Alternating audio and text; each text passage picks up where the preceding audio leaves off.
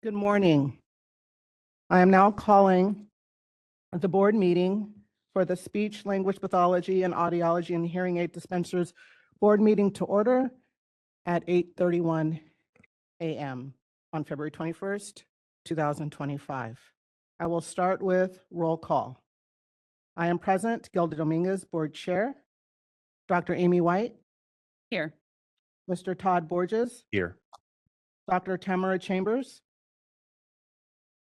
Dr. Charles Sanders, Here. Ms. Karen Chang. Here. We do have a quorum. I'd like to move to agenda item number 2, public comment for items not on the agenda. We do not have, or do we have members of the public present? No. So we do not have any members of the public present, so I'd like to ask the moderator to open public comment on WebEx at this time. Thank you. We have opened up the WebEx public comment feature. If you would like to make a comment, you can look for the hand icon and click that, or you can look for the question mark icon, click that, type the word comment into the text box and click send. We are displaying instructions on the screen. If we have any call-in users, you may press *3 to raise your hand. Each speaker will have 3 minutes with a 30-second warning. Are there any comments on items not on the agenda? I do not see any requests for comment. Shall I close that feature? Yes, please. Thank you. You're welcome. I'd like to move on to agenda item number 3 for the review and possible approval of the December 5th through 6th, 2024 board meeting minutes. And I'd like to ask Ms. Lorenzo to present this agenda item. Thank you. Thank you, Ms. Dominguez. The minutes includes the board meeting where the board approved the 2025-28 strategic plan, reviewed the board's administrative procedure manual, adopted revisions to proposed regulations regarding audiology supervised clinical experience, had discussions about the board's next sunset review, adopted a legislative proposal for an omnibus bill, elected board officers for 2025, and selected dates for board meetings in 2025. Also included are the minutes from the HAD committee, Audiology Practice Committee, and SLP Practice Committee. We ask that board review and discuss the provided materials and determine whether or not to approve the minutes. I'd like to now open it up for board discussion. I have one clarification that I'd like to ask to be made on page 7 of 18, the last paragraph, something that was in reference to what I had stated. I'd like a clarification regarding the supervision of occupational therapists by speech language pathologists, and stated that I saw a statement that we were not allowed as speech pathologists to supervise OTs. We can add a clarifying word. I recall saying that I had seen it in the past. So previously saw a statement. Can you tell me the location? Third sentence Third sentence. towards the right. Okay. You can add word previously Previously or had seen. saw, okay. Yeah. That's noted. Basically something stating that it was past tense.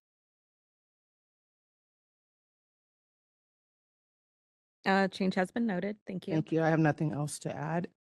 Any other board members have any comments? Okay, hearing none, I'd like to ask for a motion to approve these board meeting minutes and a second. So may I have a motion to approve?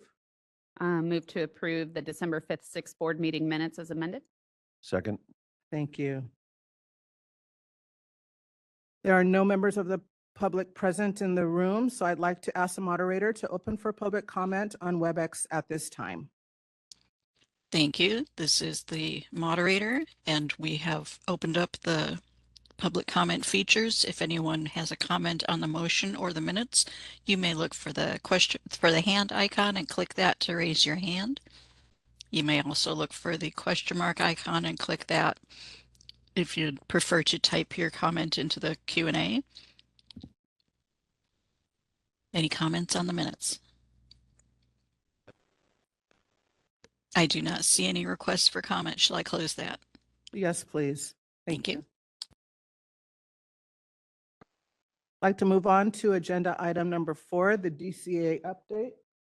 Oh, excuse me. Sorry about that. I'd like to ask Ms. Burns to conduct the roll call vote for the approval of the meeting minutes. Ms. Dominguez, Aye. Dr. White.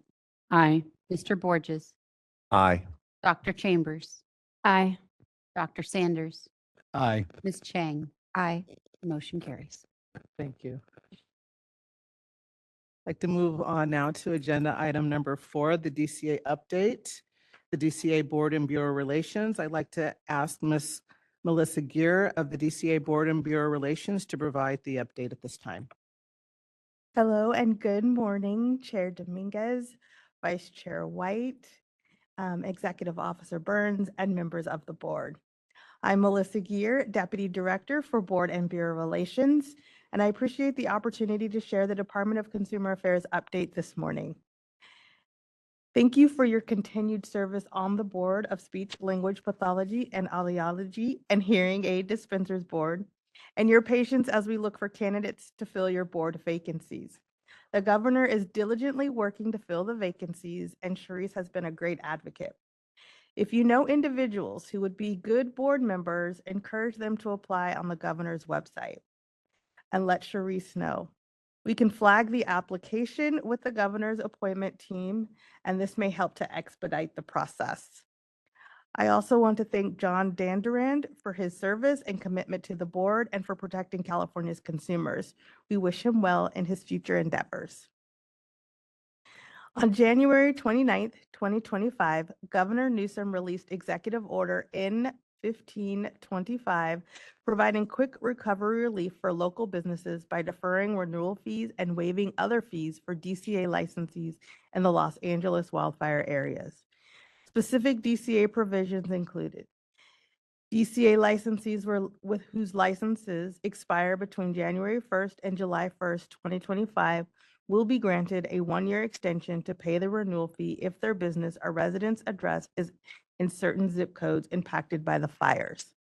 Licensees will still need to renew their licenses, but their fees will be postponed for 1 year. In addition, duplicate or replacement licenses or wall certificates will be provided free of charge until January 7th, 2026, and delinquency fees are suspended until July 1st, 2025 for those in the impacted areas. DCA met with Board and Bureau leadership January 29th after the executive order was released by the governor and discussed the executive order and its implementation. DCA is providing messaging to the boards and bureaus for dissemination to the impacted licensees, as well as consistent messaging for use on all board and bureau websites. Additionally, we ask the boards and bureaus to share the executive order and fee deferral opportunity with stakeholders. We want to ensure this information is shared with as many as possible. In addition, DCA has a specific disaster help center webpage accessible at www.dca.ca.gov that includes information on the executive order, frequently asked questions, and other important resources that may be helpful as our licensees and survivors to navigate the rebuilding process. DCA also has a dedicated toll-free number, 1-800-799-8314, and email cafires@dca.ca.gov, available for fire survivors needing assistance.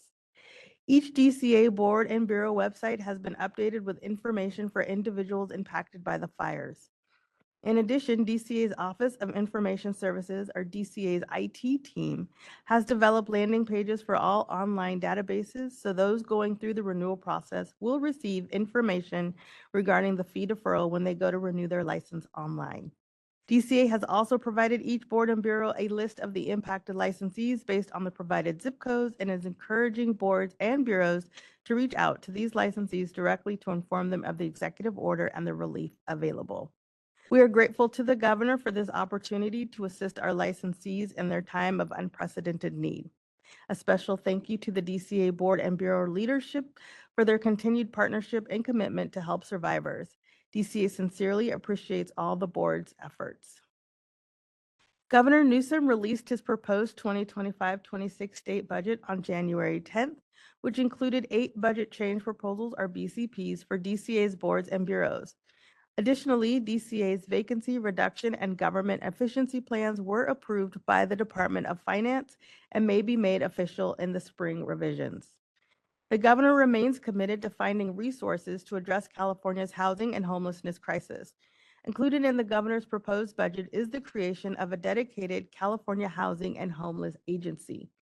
The Department of Consumer Affairs and other regulators currently under the Business and Consumer Services and Housing Agency would form a consumer protection agency.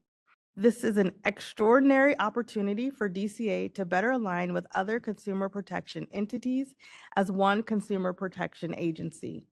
With the Consumer Protection Agency Secretary within the governor's cabinet, this is an exciting opportunity that will only strengthen our mission, momentum, and delivery of services to California. The governor's reorganization proposal will be reviewed by the nonpartisan Little Hoover Commission and the legislature in the spring. As more information is available, DCA will continue to keep board leadership updated. The governor signed AB 1170, which requires board members to now file their Form 700s electronically with the Fair Political Practice Commission, or FPPC, using the FPPC's electronic filing system. Effective January 1st, DCA board members must file Form 700s through the FPPC's online system. Filings will no longer be filed via the NetFile portal that DCA members have been using for many years. Additionally, paper filings will not be accepted. The FPPC emailed all board members on January 2nd with a link to the FPPC portal and login information. As a reminder, the annual Form 700 filing deadline is Tuesday, April 1st, 2025. Please contact Board and Bureau Relations with questions regarding the new requirements at memberrelations@dca.ca.gov. Save the dates. Board member orientation or BMOT must be completed within 1 year of appointment and reappointment to the board. BMOT is an all-day virtual training that DCA will offer on March 26th, June 18th, and October 22nd. Please register for the first available date to be compliant. Board members can register for BMOT using DCA's Learning Management System, or LMS. Finally, I wanted to provide an update regarding DCA's Board and Bureau Relations team.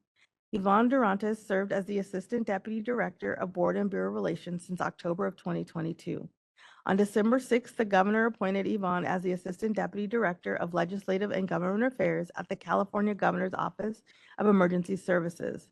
Yvonne's last day at DCA was December 31st. We appreciate Yvonne's dedication to the Board and Bureau Relations team and wish her well in her new role. On behalf of the director, I would like to thank the board and staff for their hard work and partnership last year. We are excited about 2025 and the many opportunities that await us. Thank you for your dedicated service that protects California's consumers every day. I appreciate your time this morning and welcome any questions from the board. Well, thank you so much for these updates, and the efforts to fill the vacancies is appreciated. Are there any other members of the board that would like to make a comment?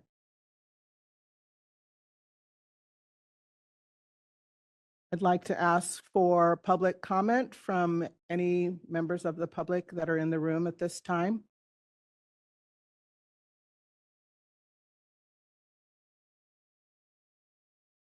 And hearing none, again, thank you so much for your presentation.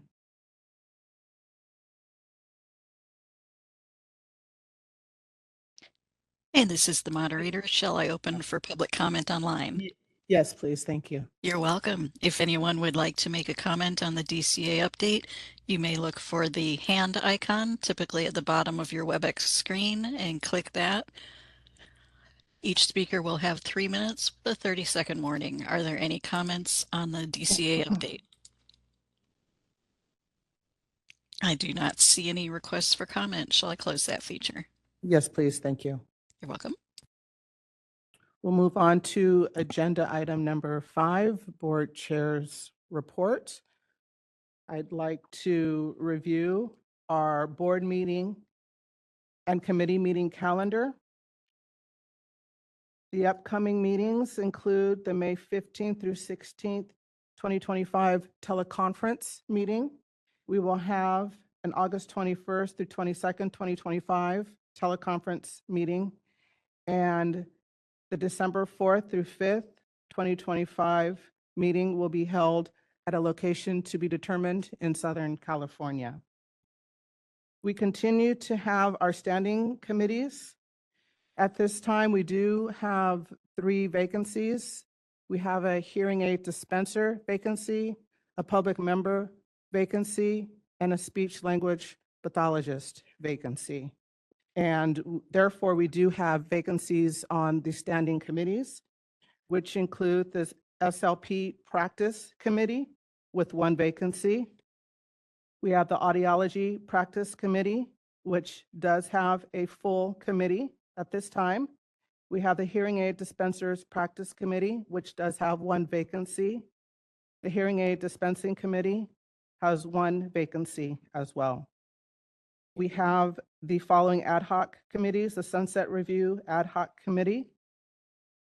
We have the Enforcement Ad Hoc Committee, and we also have the Legislative Ad Hoc Committee.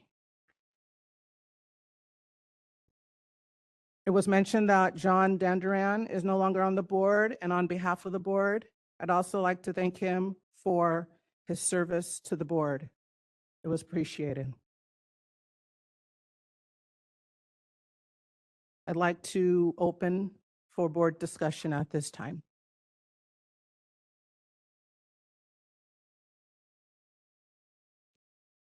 What was that date for the November meeting? For the December meeting, December. December 4th through 5th. Can't find it.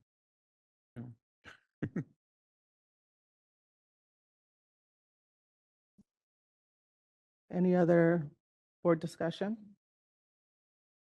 Hearing none, I'd like to ask for public comment from anyone in the room regarding the board chair's report.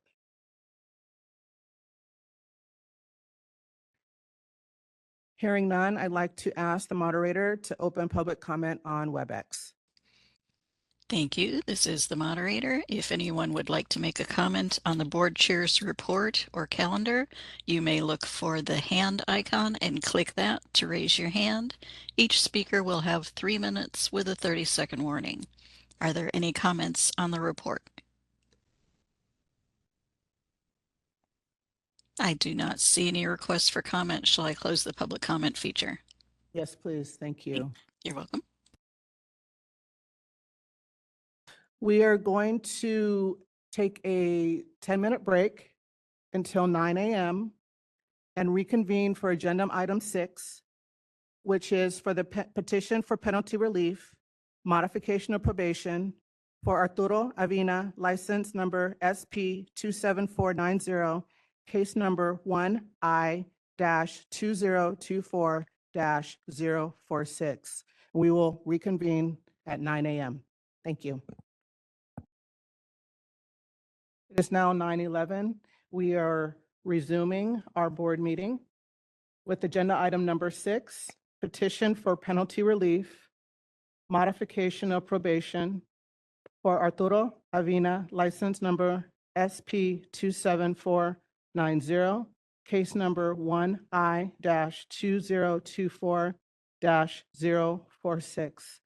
I'd like to introduce the Honorable Judge Wim Van Rooyen, who is an administrative law judge from the Office of Administrative Hearings, and will take over the proceedings from here. Thank you. Thank you very much. There we go. Can everyone hear me? Great. Thank you. Sorry about that. Good morning. Thank you so much. We have all the parties present. Mr. On, are you ready to proceed? Yes, good morning, Your Honor. Good morning. And Mr. Murphy, you ready to proceed as well? Perfect. All right. Madam Court Reporter, we can go on the record now. All right, we are on the record before the Speech Language Pathology and Audiology and Hearing Aid Dispensers Board, Department of Consumer Affairs, State of California.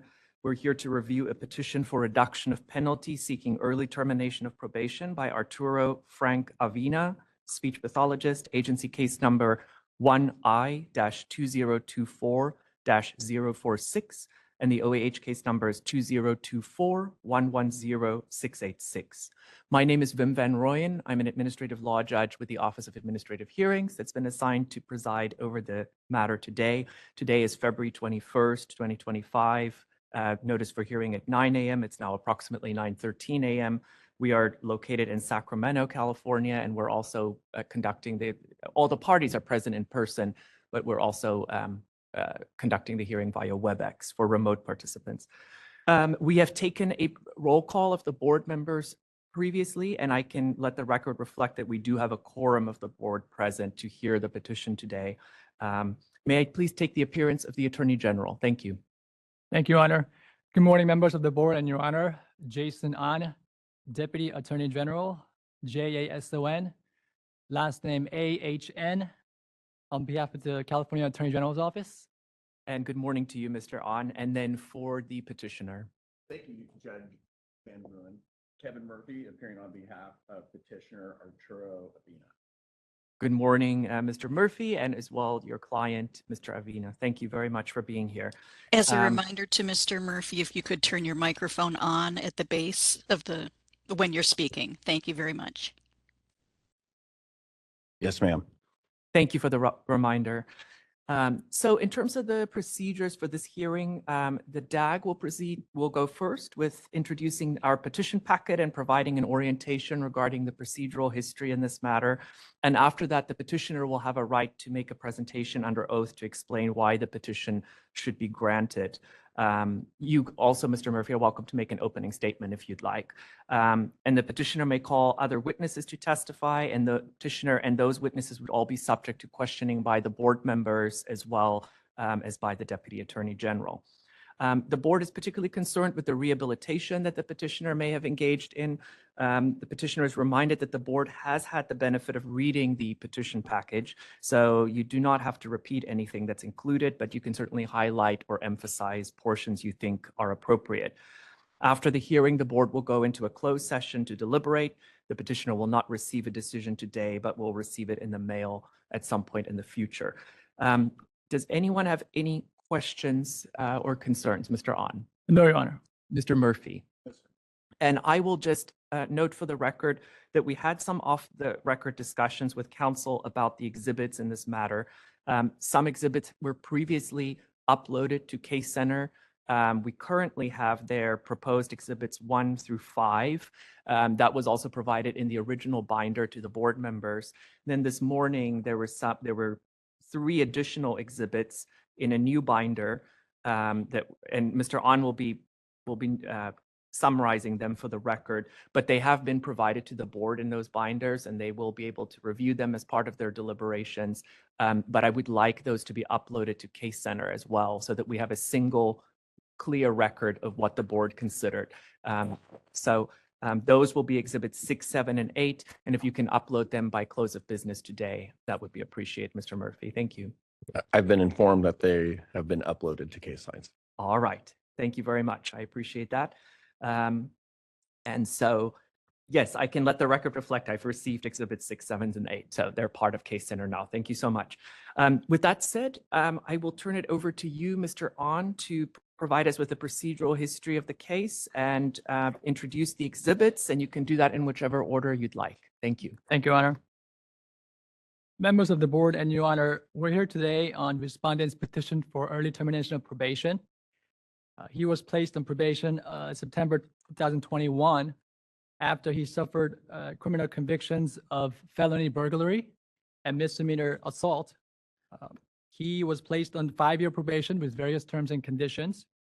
But before that, respondent contested the allegations and the accusation, went through a hearing. The administrative law judge, Honorable Levy, proposed a 3-year probation with terms and conditions. This board rejected that as inadequate and imposed a 5-year probation with various terms and conditions. Now, a brief summary of the events that led to the probation. As the members of the board may recall, December 2018 through March 2019, a respondent had a severe mental health crisis, which led him to engage in dangerous criminal conduct during that time period. For example, making various threats against numerous individuals at school. He essentially falsely accused the school district of participating in a pedophile ring and made numerous threats against the individuals at the school. For example, Joyce Wood, one of the teachers at the school, respondent threatened to, quote, kill every one of you sons of bitches. To the Director of Information Technology, Mr. Dwayne Cossey, the Director of Information Technology at the school district, Mr. Dwayne Cossey, Cossey, respondent threatened to eat his heart and to come after him. One of the therapists at the Kaiser Hospital respondent was receiving treatment at, he threatened that the doctor, Dr. Dang, has to be gotten rid of, or quote, shit will go down.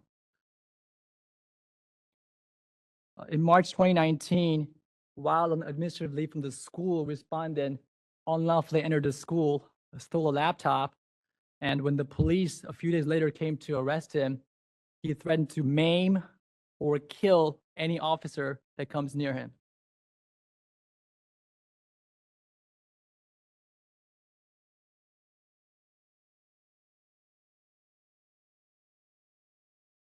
After hearing the evidence in this case today, my office will recommend a disposition that is consistent with public safety, which we believe is to deny the petition and to require respondent to complete the remainder of his probation, which ends in May of 2027.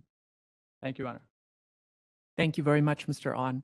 All right, I'll turn it over to you now. Mr. Murphy, would you like to make an opening statement? Pleases the court, that'd be great. Thank you. You can go ahead. Very much. It's my honor to appear in front of this distinguished body today. And on behalf of a man of my client's character, caliber, and commitment to his occupation. I believe the evidence is going to show you that denial of this petition would be purely punitive under the facts of this case, and that it is unnecessary to protect the public safety because Mr. Avina has become fully rehabilitated from the underlying manic episode, a manic episode that occurred over a 5-month period from 2018 to April of 2019. The manic episode giving rise to the May 29th, 2019 criminal conviction was medication induced. Mr. Avina was on lawfully prescribed medications and was taking them within his lawfully prescribed amounts. Despite his adherence to his medical treatment plan, those medications had a severely adverse effect on him.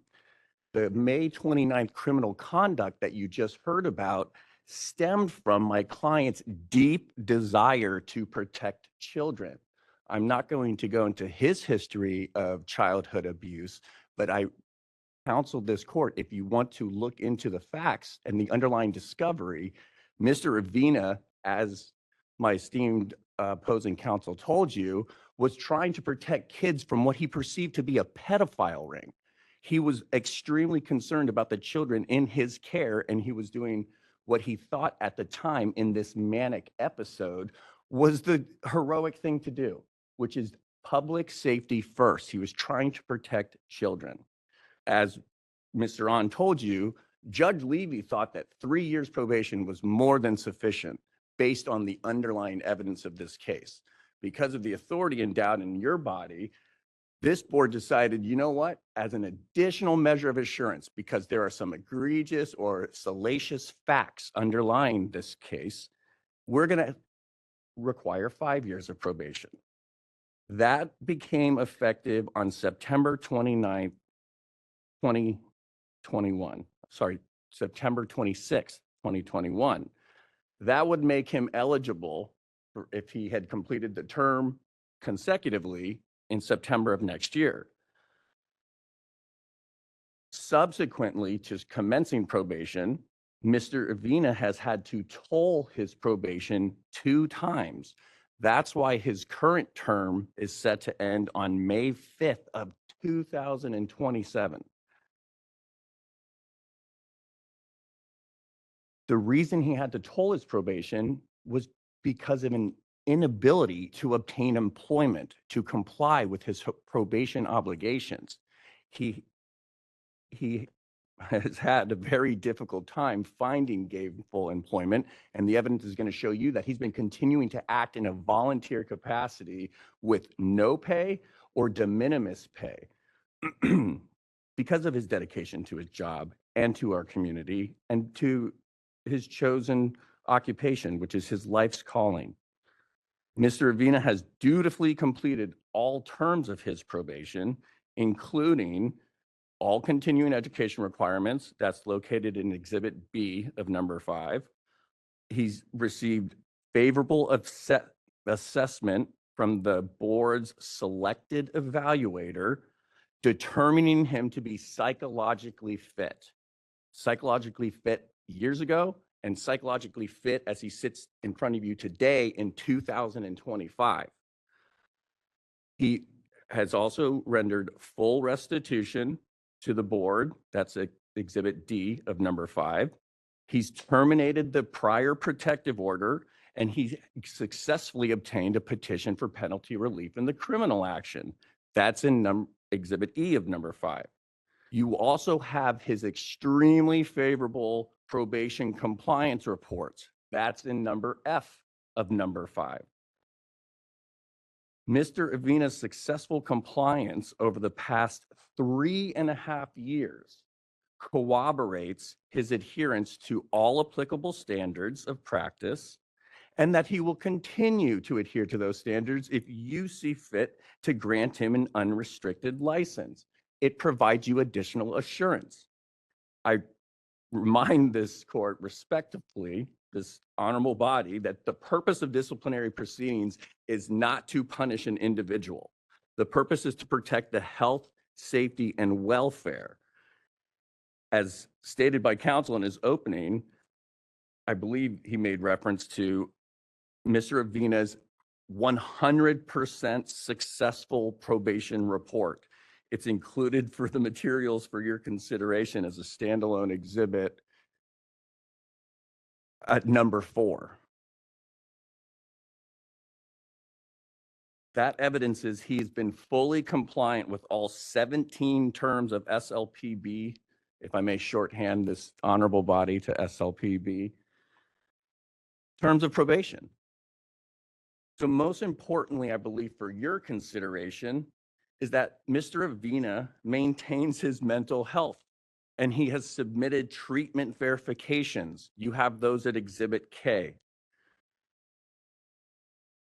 Those verifications evidence professional opinions that he, quote, has no current issues. And they have, it opines that he is safe to practice as he is currently situated. More importantly, I believe to Mr. Avina, is since his probation commenced, he's become married, and he and his wife are eager to start a family. But as I stated previously, he's been employed in an SLP volunteer capacity with little to no pay, in part to satisfy the terms of probation, but in larger part to maintain his clinical competency, because this is the job that he was born to do. And that's why he's appearing in front of you now. He wants to get back to working with an unrestricted license and to contribute to his family. So I believe that the evidence of this particular case is going to demonstrate that the matter should be given your special consideration because of his exceptional reputation, his professional experience, the community benefit derived from a professional of Mr. Avina's caliber, and that he's achieved full rehabilitation since the underlying medication-induced mania episode that occurred in 2018 to 2019. I believe the evidence will show that there's no indication that the public safety will be at risk by his current unencumbered practice. Mr. Avina had never received any prior complaints to the board, nor had he ever incurred any prior board discipline. So for the foregoing reasons and in consideration of the evidence to be weighed by this distinguished panel, we respectfully request that an order reinstating his license without encumbrances be issued and that you grant his petition.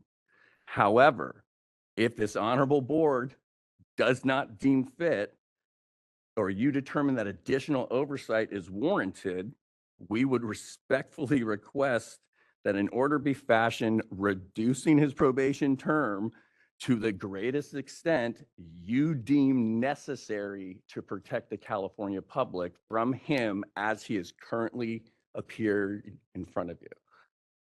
So with that, I appreciate your attention and thank you for that opportunity. Thank you, Mr. Murphy. Mr. On, if you could just address the exhibits. We have not done that before we proceed with the testimony. Your Honor, the record should consist of the original binder produced to the board from my office, consisting of 5 exhibits, 1 through 5, as well as the 3 new documents produced, with the number 6 being the petition for penitent relief with the tax documents, and number 7, additional recommendation, and that's from an individual named Jennifer, last name Walnum, W-A-L-N-U-M-M-A. That's number 7. And I'm sorry, the number 7 is the probation report covering the last quarter of 2024. And exhibit number 8 is the recommendation from Jennifer Walnum, M.A. And I believe all exhibits 1 through 8 have been uploaded to case lines. They have been. Thank you. Any objection to the admission of exhibits 1 through 8, Mr. Murphy? Thank you very much. Exhibits 1 through 8 are admitted. Thank you. All right. I think that covers all the documentary evidence. Now we can proceed to the oral testimony. Would you like to call your client as a witness, Mr. Murphy? Is that all right? Mr. Avina, if you can just raise your right hand, I will swear you in first. Do you solemnly state under penalty of perjury that the testimony you're about to give shall be the truth, the whole truth, and nothing but the truth? I do. Thank you very much. And just remember to speak up as much as you can for our court reporter there. Thank you. Could you please state and spell your full name for the record?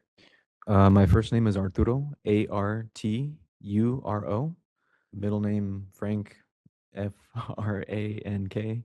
Last name Avina, A-V as in Victor, I-N-A. Thank you very much, Mr. Avina. Just a couple of points before you start your testimony. We have the court reporter there, so try and speak loudly and clearly. Try and speak slowly because myself and the board members may be taking some notes, so it helps us if you don't go too fast. Also, we want to avoid speaking over each other, so when we do get to questions and answers, wait till the question's done before you start your answer, and vice versa. I'll make sure the attorneys wait until your answer's done before they ask the next question.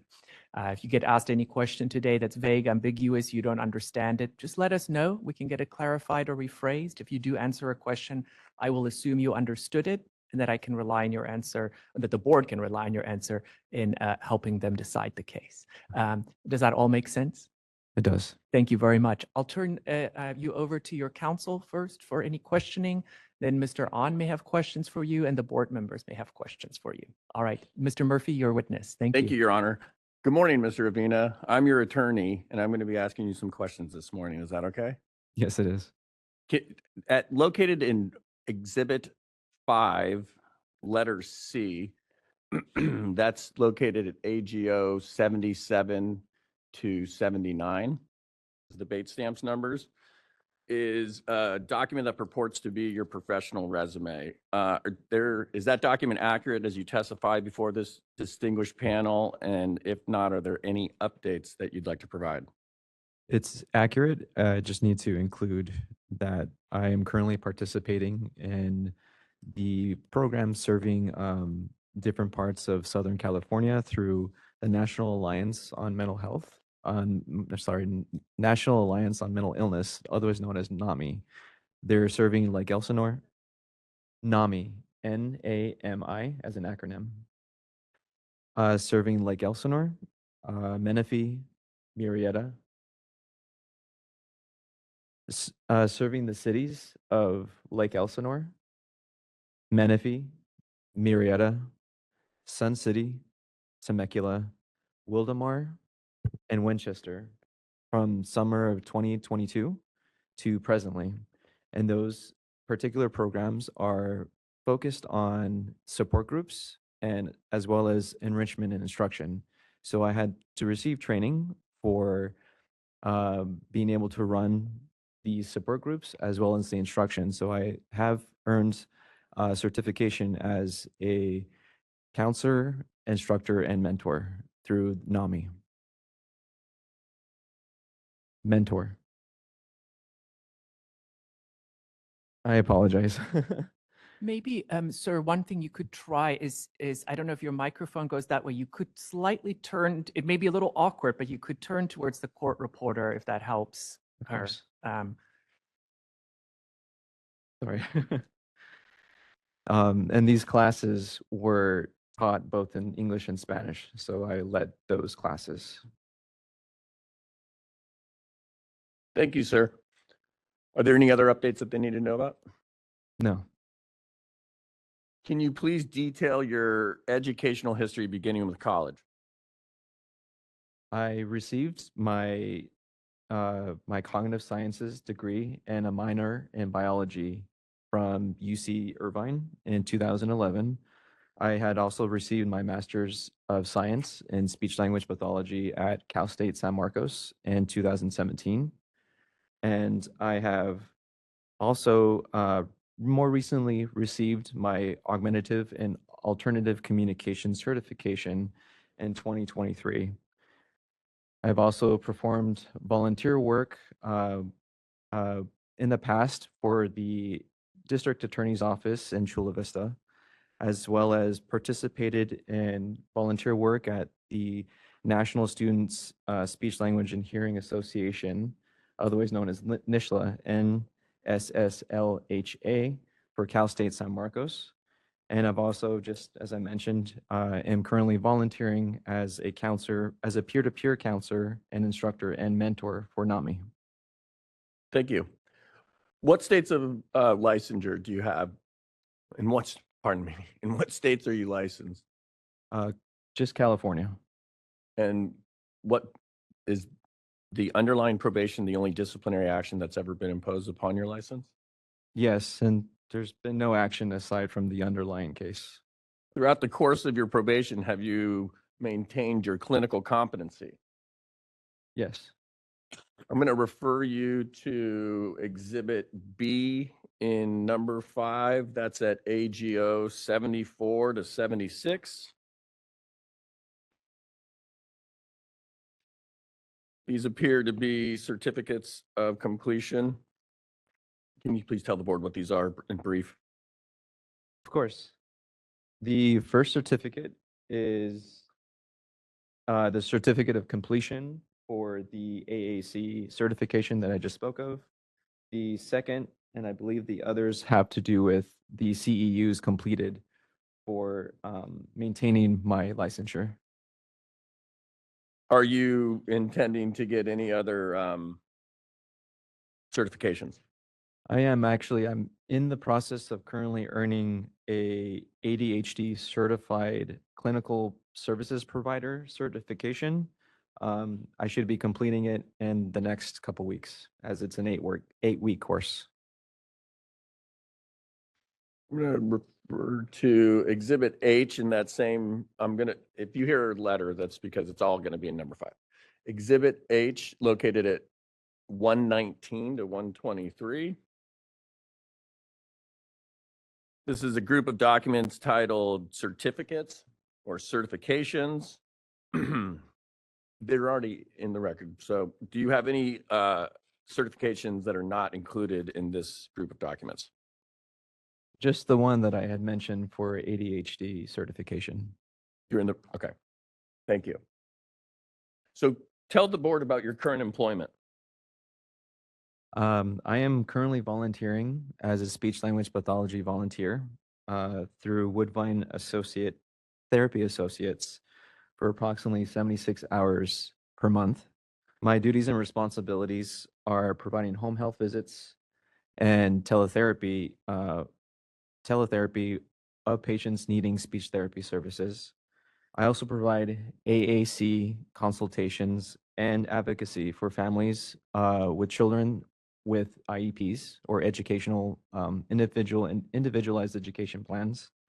I also have organized and led educational workshops for both professionals and families.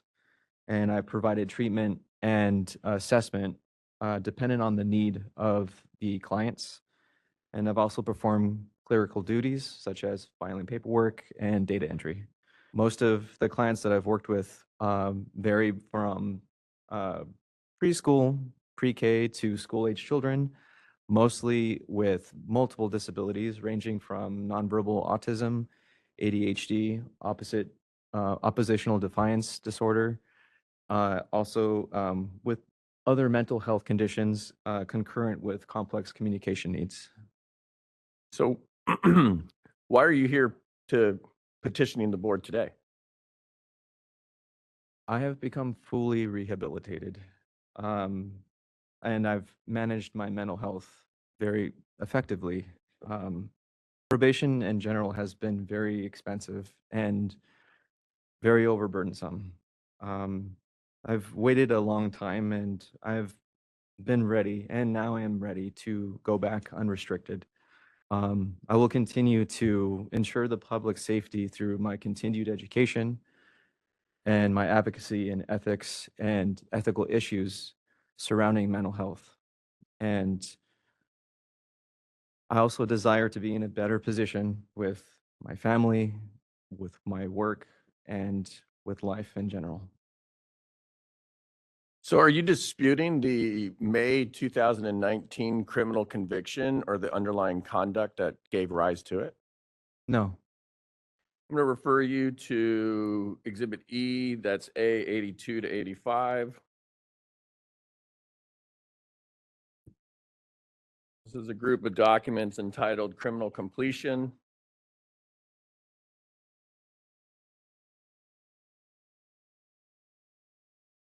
You see this at page 83. This is the termination order for the protective order. I do. You obtained this in May of 2021. That's correct. And the next document at 84, this is the state's non-opposition to a petition for relief pursuant to Penal Code 1203.3, dated April 19th, 2021. Did you had your other lawyer file this document? Yes. Have you satisfied all terms of your criminal sentencing? Yes. Can you please explain for the board what rehabilitation have you completed since the May 2019 criminal conviction? It's a pretty long list, so bear with me. So I completed an intensive outpatient program at Sharp Hospital. Sorry about that. From August 19th, 2019 to December 3rd, 2019. And that required me to attend group therapy for 3 times a week, 3 hours a day, and concurrently was participating in individual counseling through psychiatric centers of San Diego, otherwise known as PCSD, with Robert Aguilar, a licensed therapist, initially for 3 times a month, then reduced to two times a month in October of 2019, and then 1 time a month in November 2019 due to positive progress. In December 30th, 2020, I switched therapists to my current psychologist, clinical psychologist. Her name is Dr. Summer Silva, and I have participated in individualized therapy with her for one time a week. Also, during this time, I was submitting to drug testing since August of 2019 for both IOP, criminal probation, the SLP ADHDB probation, therefore indicating I am continuing and have since continued abstinence from all harmful substances. So why did you do all that rehabilitation? I needed help after my medication mismanagement, and I have since benefited from my efforts.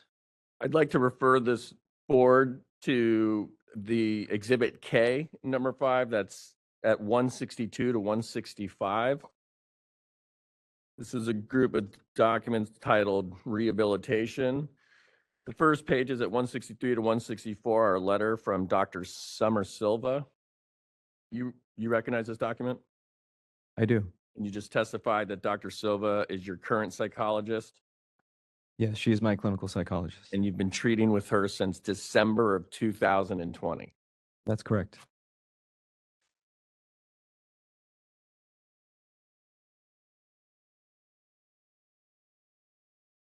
The next page at 165 is a letter on Psychiatric Centers of San Diego letterhead dated September 9th, 2021. And the provider is noted as a Melanie A. Vizon, Vizon. Who is Miss Vizon? Ms. Vizon is the nurse practitioner of psychiatrics for PCSD. She is my treating psychiatrist. So you see both Dr. Silva and Miss Vizon. Yes.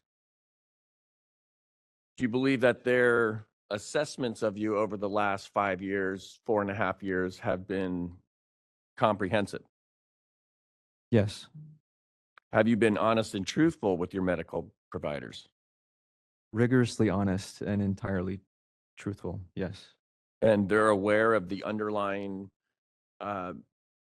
mania delusions and the ensuing May 2019 criminal conviction?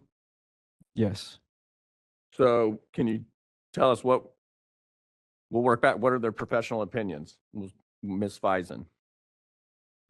Ms. Vizon, as well as her supervising psychiatric doctor, Noreen Newmark, Norren Nuwmark, determined that I am stable and responding well to techniques learned in therapy and have managed my symptoms. They've also stated on December 30th, 2020, that I have made significant progress during my treatment and have attended sessions regularly. I have good insight, intact judgment, and have had no indications of psychosis. Dr. Silva reported that I have good prognosis and has consistently stated since first attending therapy that she does not have any concerns about my ability to practice speech therapy, speech language pathology, in a way that is safe for the public. Furthermore, she has stated in her letter of support, at this time, it is appropriate and recommended that Arturo participate in therapy on an as-needed arrangement. Arturo looks forward to continuing his mental health journey. However, it currently does not seem necessary to see him on a weekly basis. A psychiatric evaluation report provided by Dr. Khan in 2021 stated, "It is my opinion, within a reasonable degree of medical probability, that Mr. Vinia is currently fit for duty and does not require any restrictions or accommodations to successfully return to work as a speech language pathologist. His psychiatric condition has been treated. His episode of acute mania and psychosis was related to medication use combined with poor psychiatric care in the past. He is now receiving appropriate psychiatric care, and responsible medication management. The likelihood of symptom relapse is extremely low. The treatment recommended by the Speech Language Pathology Board seems to be in excess, particularly around the use of psychotherapy. Based upon my evaluation and discussion with these treatment providers, it would be reasonable to recommend once a month psychotherapy instead of once a week. Currently, as it stands, based on the probation report submitted October 23rd, 2024, the board has recently reduced Avina's therapy session requirement from once a week to once a month.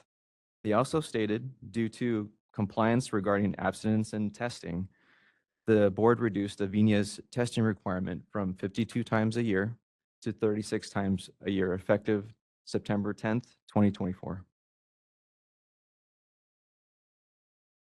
So my question, Mr. Avina, have you experienced any feelings similar to the ones you were experiencing in late 2018 through the early half of 2019? Not even remotely close. My question to you is, do you continue to take psychiatric medications? Under the advice and monitoring of my providers, as of September 23rd, 2020, I am currently not presently taking any antidepressant medication. You haven't taken any antidepressant medications since September of 2020? That's correct. So how do you deal with stress?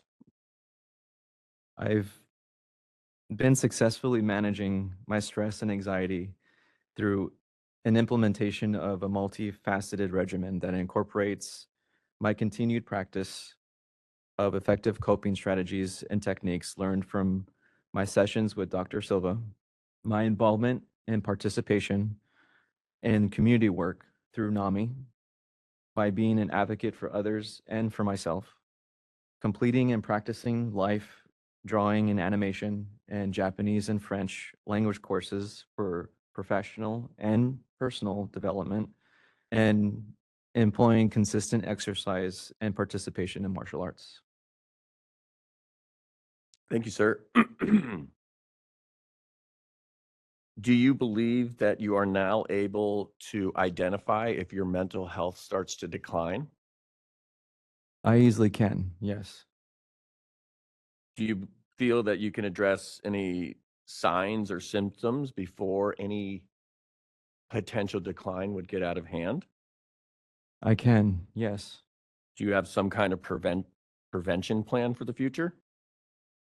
Yes, I do. I have taken actions to develop a comprehensive updated RAP, or a wellness recovery action plan, for both myself and my family members to ensure any signs or symptoms to be addressed immediately and effectively. The support systems that I have since included my family and my wife. I've made strides in expanding my support network to include a few close friends and community members that I work with in NAMI.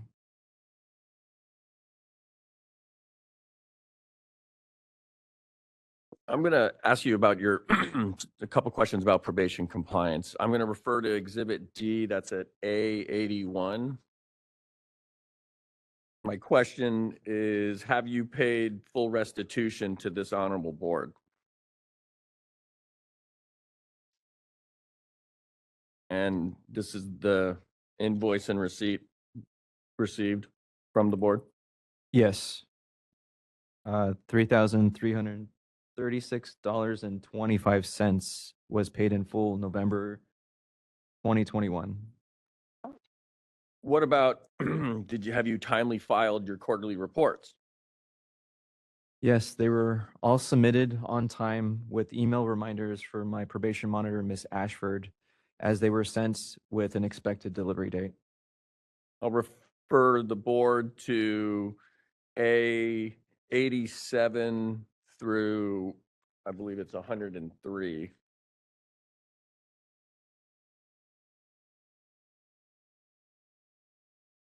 These are your probation compliance reports. Yes. What are the $200 checks attached to a number of these reports?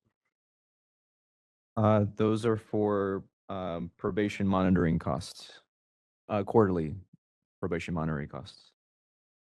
And you testified you've timely filed all of your quarterly reports and paid your costs of monitoring. That's correct. So please tell the board members, why did you have to toll the 5-year probation they imposed 2 times? Initially, it was difficult gaining employment at the beginning of my probation due to the restrictive nature of the decision and order. I was temporarily hired by a private practice to then be terminated through no fault of my own. A client threatened to sue their practice due to hiring me through finding the board's decision online. A few months after that, I was able to find volunteer opportunities that lifted the toll. I was able to find volunteer opportunities that lifted the toll. Sorry about that. I'm going to ask you about the letters of professional recommendation that follows in sequence on A104 to 118. My question to you, sir, is did you disclose the underlying disciplinary action basis to these authors? Yes.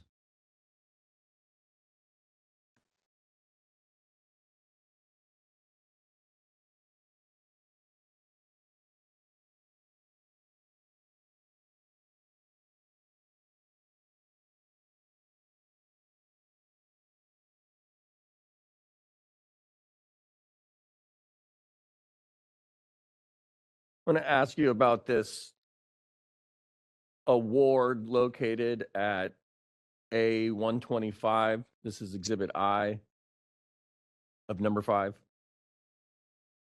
What was this for? This award was for my continued involvement and participation in NAMI's peer-to-peer education and mentorship programs. This is in relation to my community work as a mental health advocate and mentor.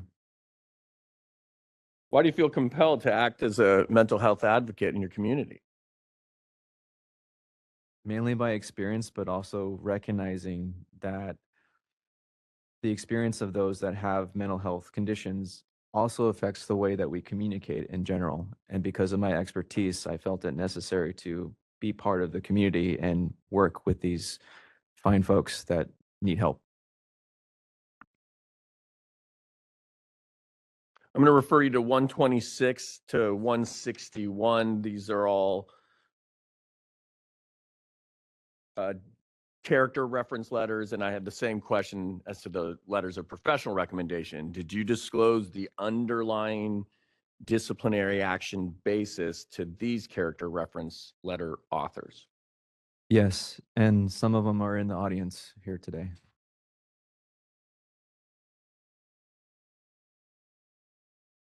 Have you experienced any significant life events that may be considered potential mental health relapse triggers? No relapse triggers. I do experience life stressors, typical life stressors like marriage, finances, etc.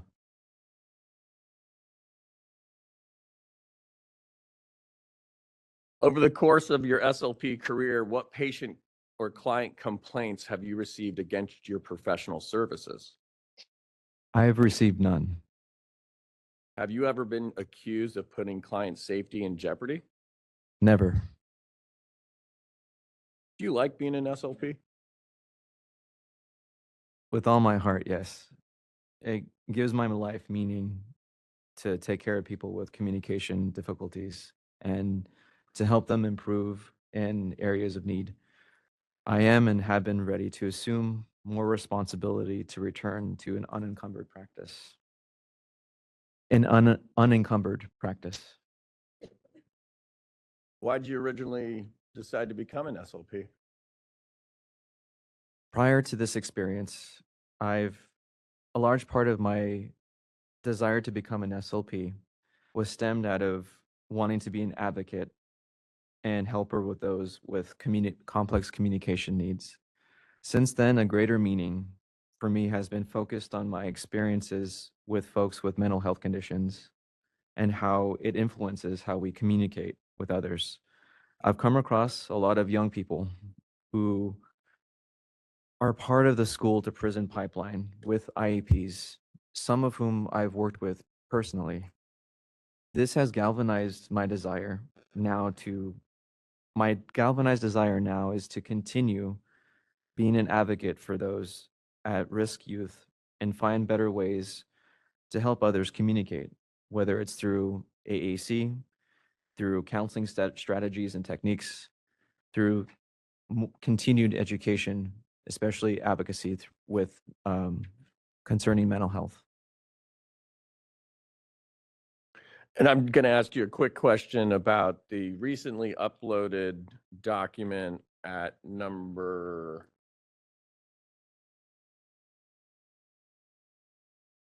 I do believe we agreed the probation compliance report was number 7. I can't see the case lines docs. I'm sorry. 1 second, Mr. Murphy.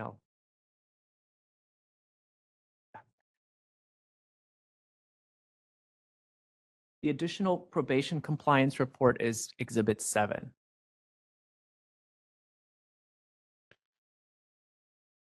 This most recent report is dated January 2nd of this year. Tell us what does this mean about the areas that need improvement? The document reads, the kids expressive and receptive have improved significantly in the last few months. Arturo always shares strategies that can be carried over at home. So my supervisor accidentally wrote in on the area of need of improvement. It was meant to be for general comments. Do you have an understanding, does your supervisor believe there's any areas of your professional practice that need improvement? No.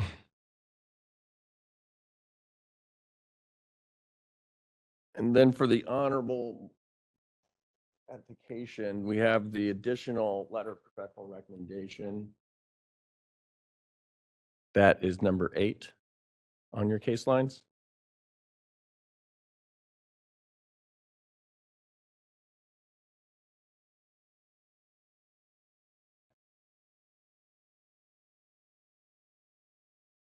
Can you tell the board who's Ms. Walnum? And did you disclose the underlying basis to her when you obtained this more recent letter? Walnum is my current supervisor that I am volunteering through, and she is very aware of my decision order.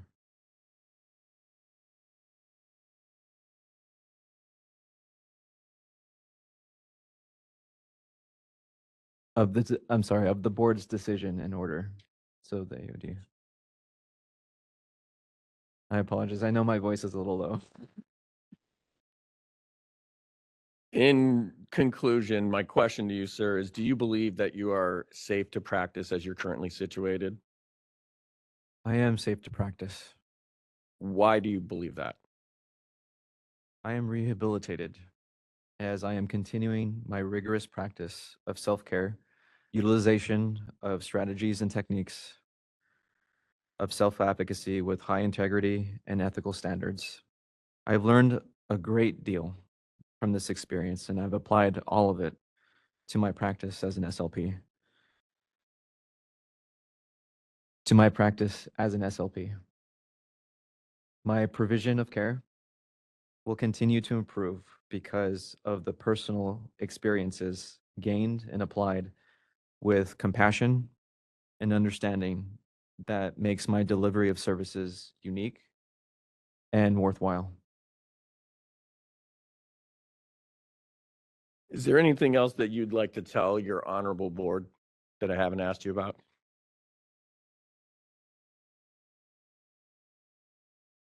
I'm just grateful for the time and patience and consideration that you've granted to listen to my case. I am beyond thankful for your consideration. Thank you, Mr. Urbina. I have nothing further at this time, Judge. Thank you very much, Mr. Murphy. Mr. On, do you have questions for the petitioner? Yes, Your Honor. Thank you. Go ahead. Good morning, Mr. Vinia. Good morning.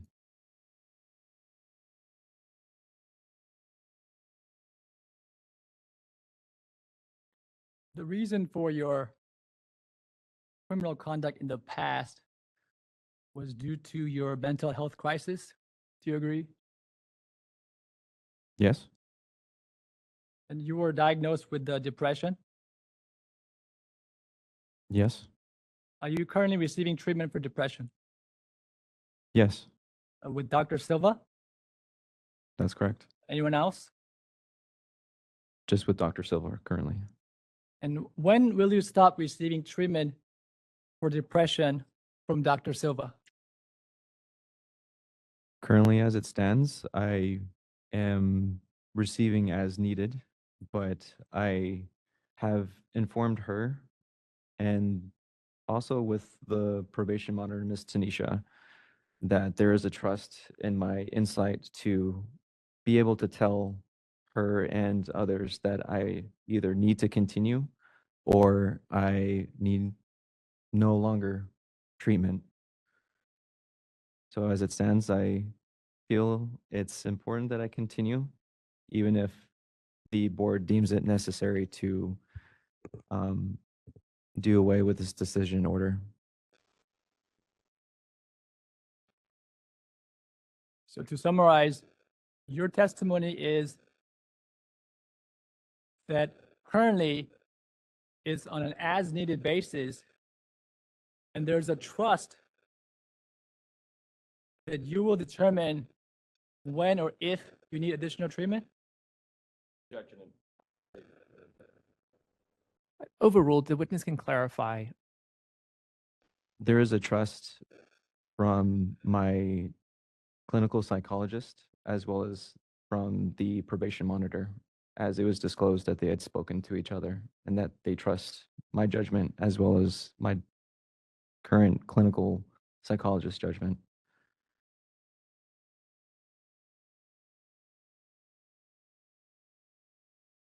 Were you also diagnosed with PTSD? Yes, Are you receiving any treatment now for PTSD? yes, Is that with Dr. Silva? that's correct. Anyone else?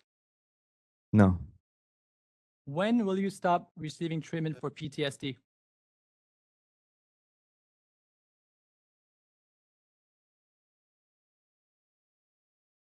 based on current standing with both myself as well as input from Dr. Silva, my symptoms as it stands are almost non-existent except for nightmares, but there has been no other signs of relapse or triggers since my first meeting with Dr. Silva and even before that.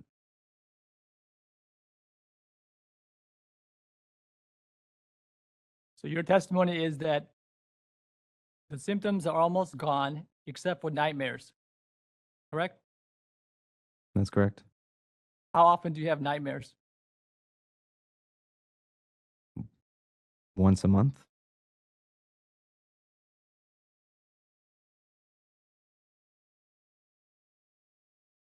Regarding the tolling of your probation and the reason why the end date has been pushed back to May of 2027, you testified earlier that at one of the clinics you were working at, one of the clients threatened to sue the company based on what they found out about your probation with the board. That's correct. Did you explain what happened?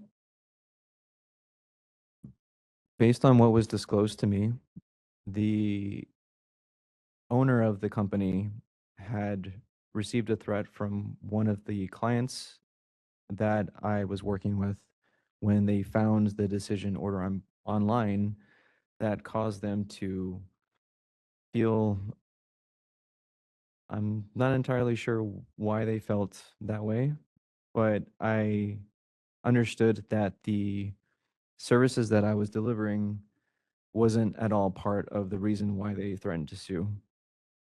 It was just because what they found online was what was threatening to them, not me personally. The decision order from this board is what the client found out? Yes. Is it fair to say that the parents were concerned about the conduct that was alleged and found to be true when this board issued the decision order? Objection calls for speculation. If you know, I'm overruled, but only if you know. I don't. Thank you. Mr. Vinya, if the board were to grant you an unrestricted license, would you be working with children with special challenges or impairments? Yes. Would that be your primary target patient population? I'm available to all clients across the lifespan, but as it currently stands, I'm mostly practicing with young children and school-age children. With disabilities or speech impairments? All the above. Yes.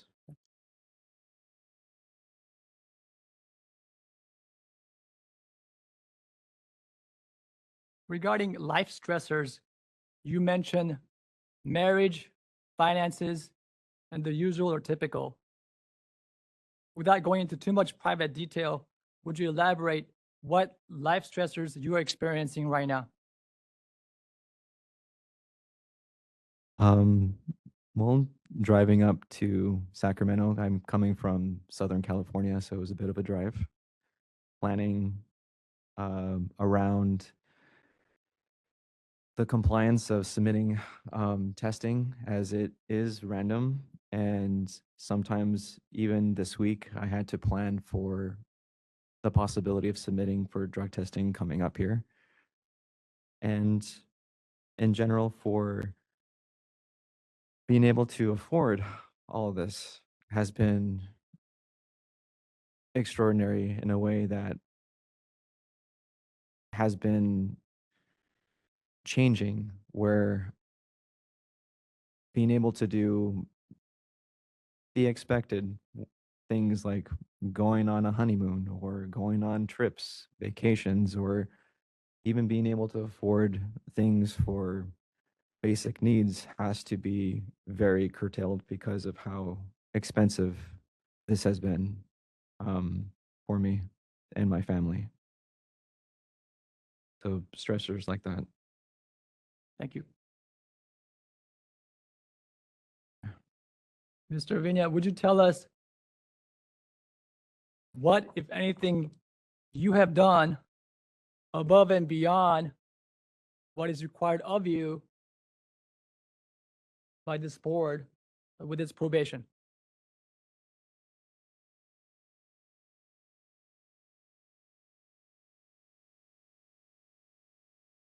There was a point during, actually even before the decision was rendered, where my involvement in community was almost unnecessary. But as I continued with the board's decision and recognizing that it's more than just me that need help, it became for me a call to action to be available, more available to others that truly need it. And understandably, as it goes now, there's a lot to be concerned about, or even for basic mental health programs now, community outreach is all the more important. So if there was a way for me to not be encumbered by this, my participation in that would multiply greatly, being able to do more and have better outreach. That's all I have, Your Honor. Thank you, Mr. An. All right, I'm going to turn to our board members now to see if they have any questions from Avina, starting with Mr. Borges, I believe. Oh, over there. Look there and said, I apologize. Mr. Sanders, thank you very much. I have no questions. All right. How about you, Ms. Chang? Any questions? My question is, other than your volunteer, what is your current job, like where you get money? I am currently not receiving any money. It's purely voluntary. And then, can you walk me back towards what happened in the very beginning in that 2019 where you developed your first episode of mental illness? Based on what I remember, unfortunately, there's a lot that I don't remember from that time. It started for me with a reaction to medication that I was having, where I became very anxious, very excitable. And at that time, my wife, but then girlfriend, we were living with each other and she saw me undergoing this. And so when we decided to go to my, let me mention my wife. Her name is Kimberly Wood. She's sitting out over there. We went to my service provider who is at Kaiser Permanente.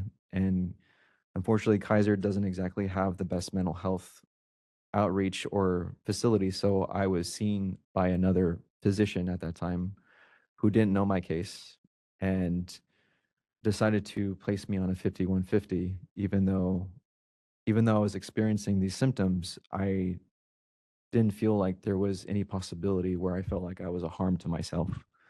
So that kind of set the trajectory of a combination of shame and guilt, but also a moment of what does this mean for the kids that I'm not servicing, or what does it mean for my families that I'm not being able to be a part of, and helping them.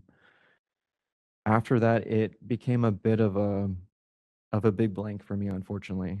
A lot of the things that happened have been told to me by either law enforcement or by my family, close friends. A lot of it is very shocking to me, very out of character.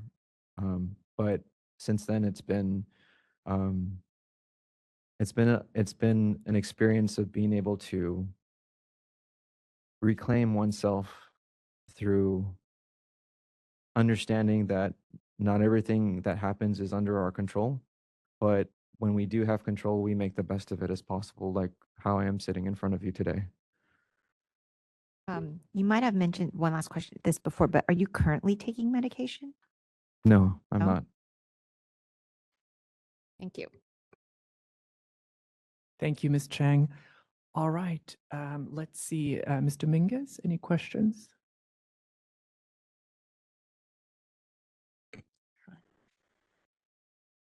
While you have been on probation to maintain your speech language pathology license, how have you managed to meet the requirements for continuing education?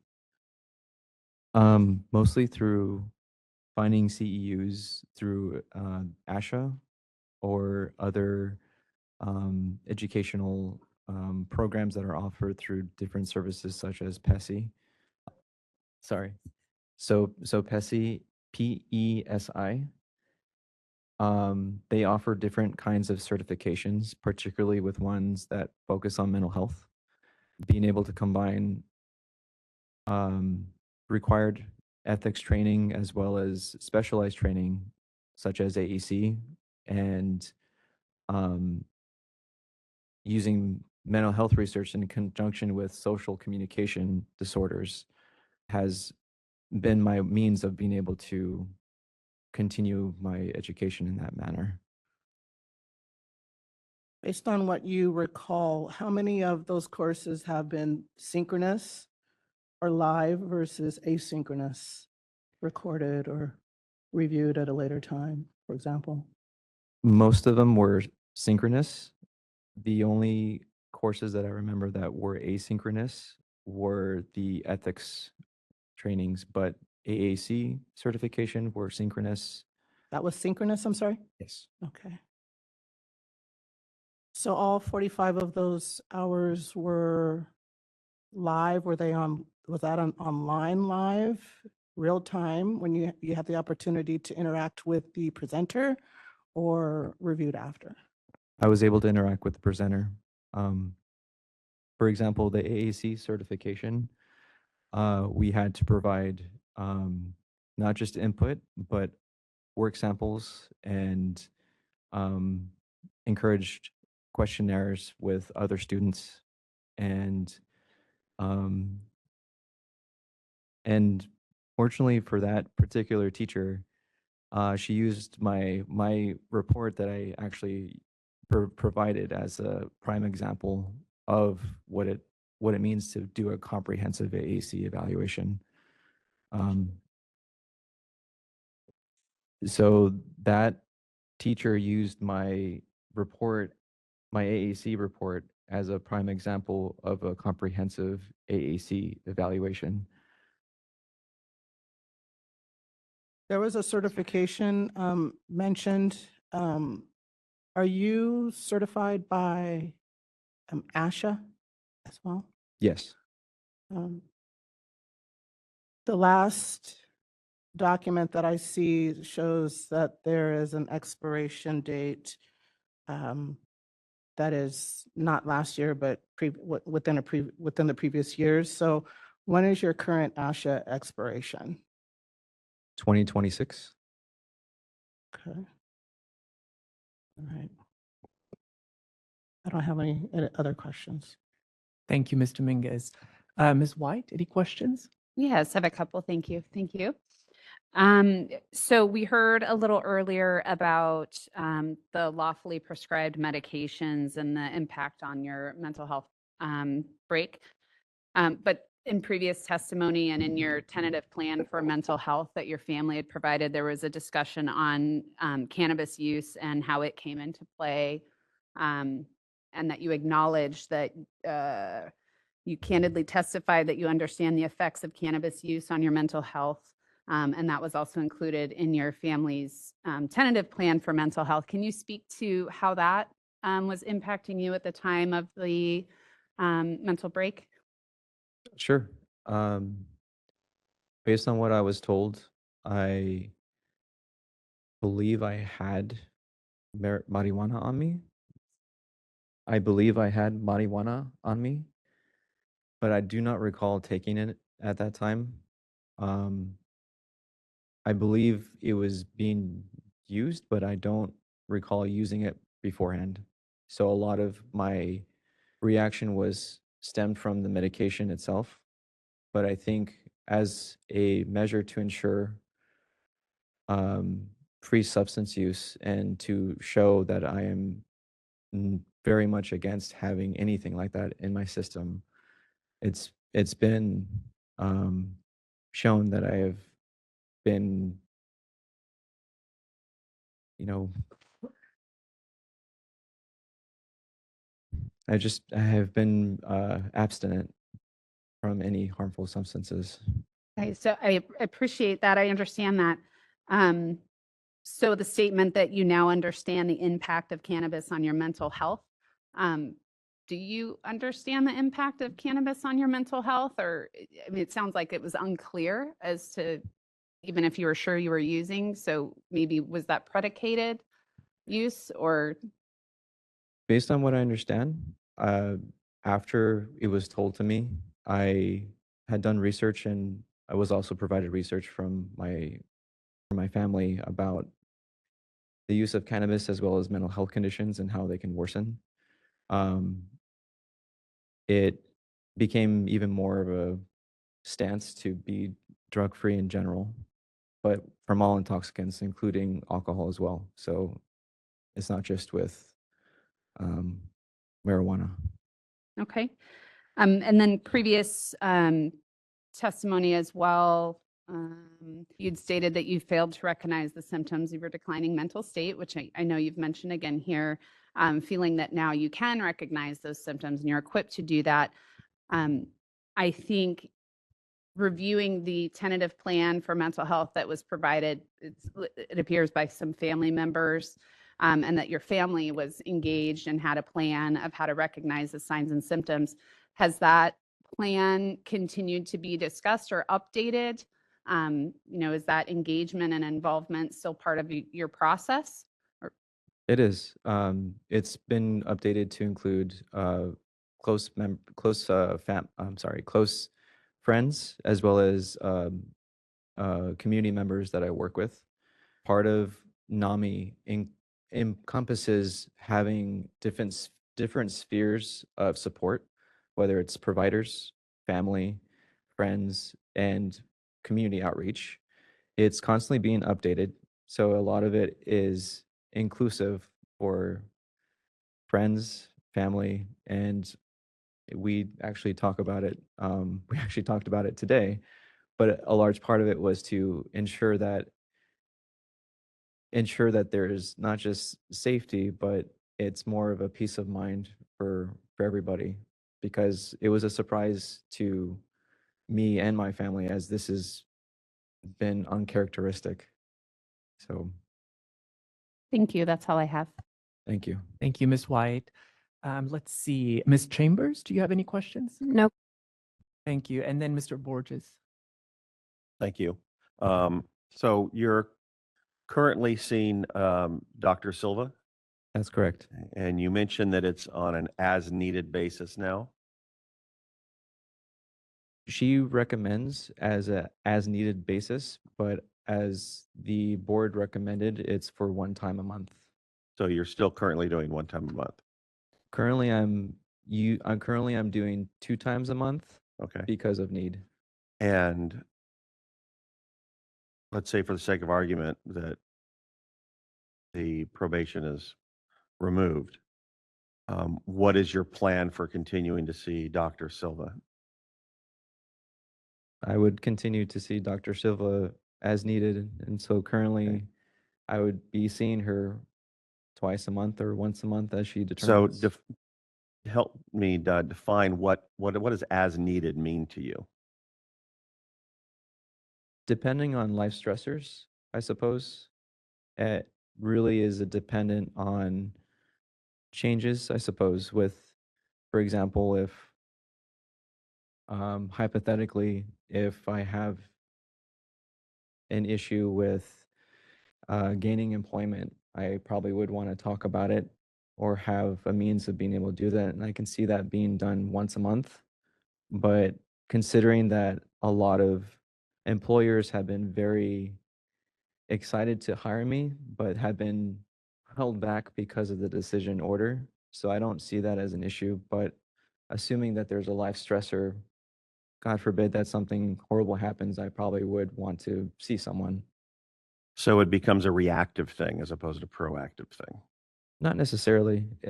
Because of my current stance on ensuring self-care, I would still continue seeing them once a month, but per their recommendation, if they see fit, if they're saying it's fine if we do once every 2 months, once every 3, I'll usually give my input and saying, no, I probably would want to do more, or you know what, that's fine. So it's both proactive and reactive, I suppose. Thank you. Thank you. Any other questions? I just wanted to make sure you were finished, Mr. Borges. I'm finished. Thank you. Oh, thank you so much. Let's see, any other board members had a question occur to them? Just let me know. Ms. Chang, go ahead. So I remember this case because I actually read it originally in the LA Times, CBS News, and whatnot. The internet And is, sorry, Ms. Chang, I'm just going to advise board members, we are only going to consider matters that are in the record. So whatever we might have read in some publication out here, that's not going to be something we can consider, only things that are in the record. So, okay. yeah. So what the internet is forever. Y- what type of say we were to lift your probation, what type of stressors do you think you'll be having if somebody were just to, Google your name or whatnot? Like, do you think that other school districts and whatnot, you would still get hired if this was the case? Based on current and previous um, interviews that I've had, as well as interest, given all that information, and also having disclosed that there is news articles, they were still more than happy to carry me, put me on their services providers list. So I feel that if there are cases where there will be opposition just because of lack of information, because it is an old document, it is also old news as well. If we are truly trying to enact of a premise of people deserving second chances or a look at what they're doing now, I think my position in showing and also demonstrating action that is safe for the public and community outreach has been more than enough to provide a buffer. Okay. Were you satisfied, Ms. Chang? All right. Any other board members have a question occurred to them? Thank you. I don't see any further questions. So with that said, yep. Do we ask follow-up questions based on the? I can give you a very brief period of time to follow up.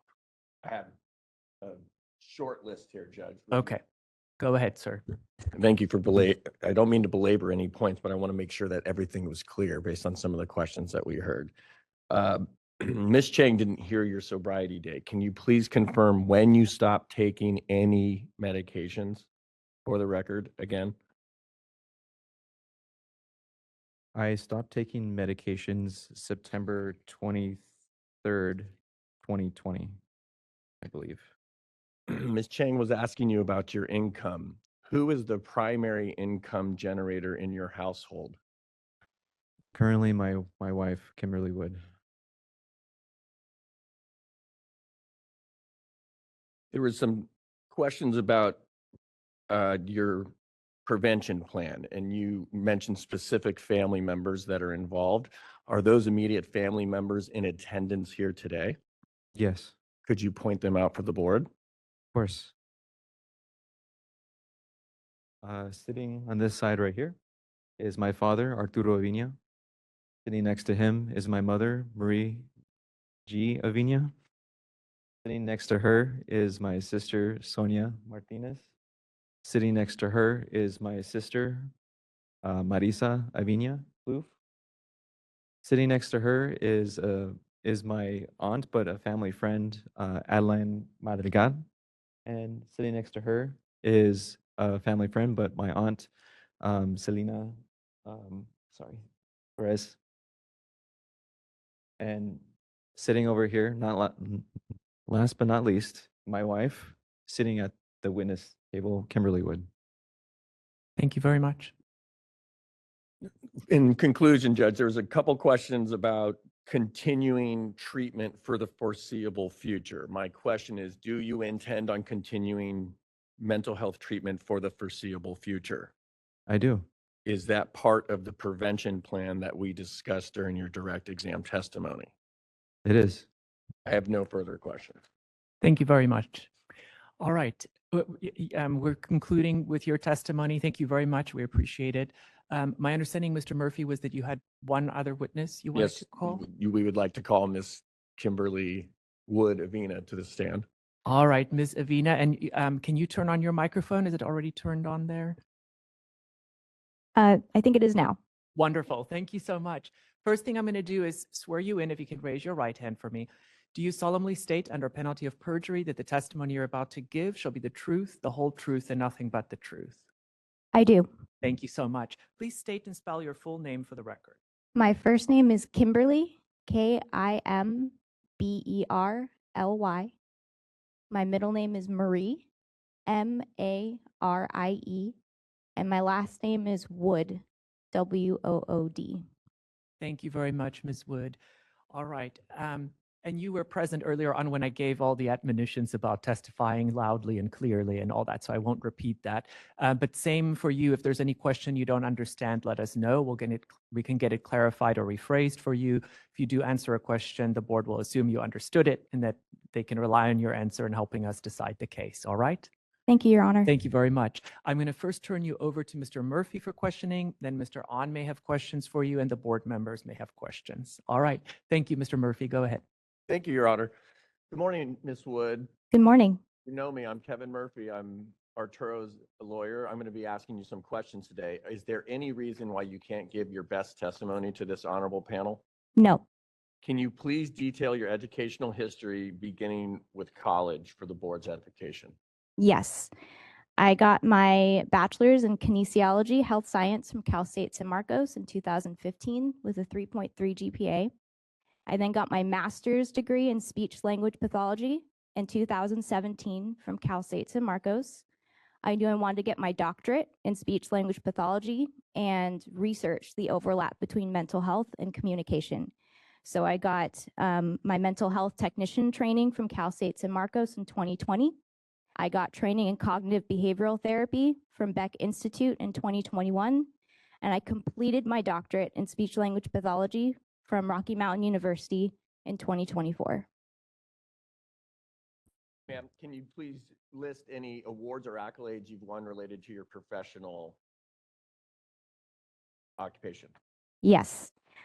So over the years, I've received 3 scholarships, both in high school and also in graduate school as well. I was in the Dean's List throughout college. I've gotten awards for my research through Cal State San Marcos. I was an outstanding volunteer for my volunteer service in speech language pathology in 2016 from Senator Joel Anderson. I got the Greatest Creativity Award from Cal State San Marcos, the speech language. I got a Greatest Creativity Award from Cal State San Marcos through the speech language pathology department in 2017. I was nominated by the faculty for speech language pathology for the Dean's Outstanding Graduate Award for the College of Education, Health, and Human Services.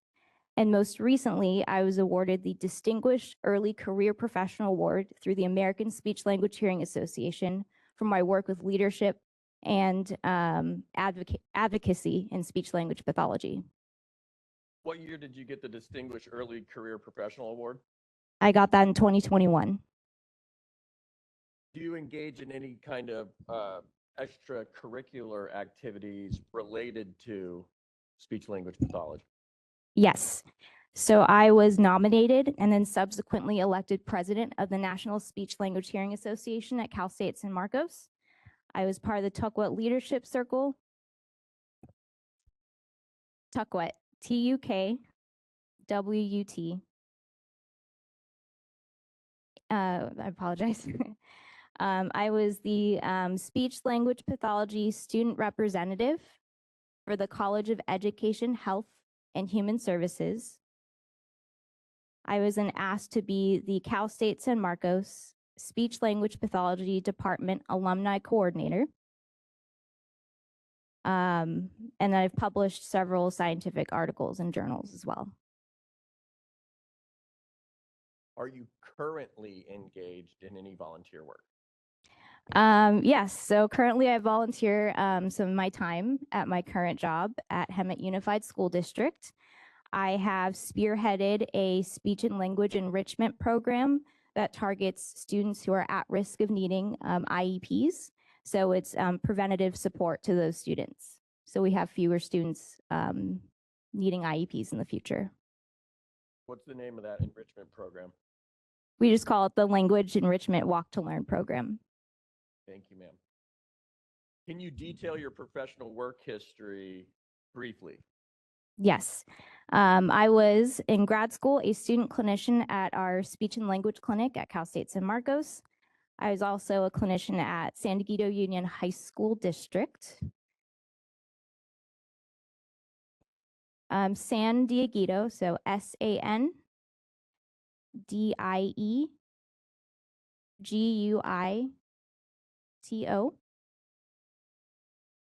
I was also a clinician at Palomar Medical Center and Vista Unified School District.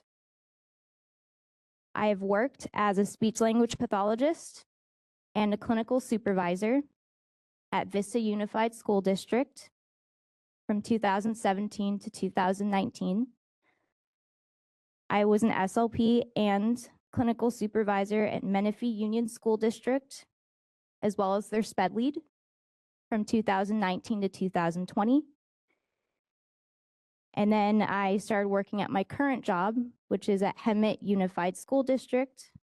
I've been there since 2020 as a speech language pathologist and clinical supervisor.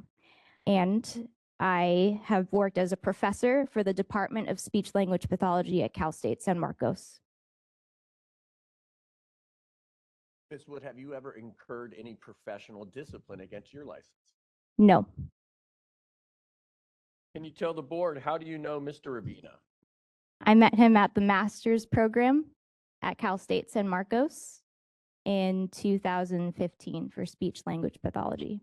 My understanding, you eventually became romantically involved with my client.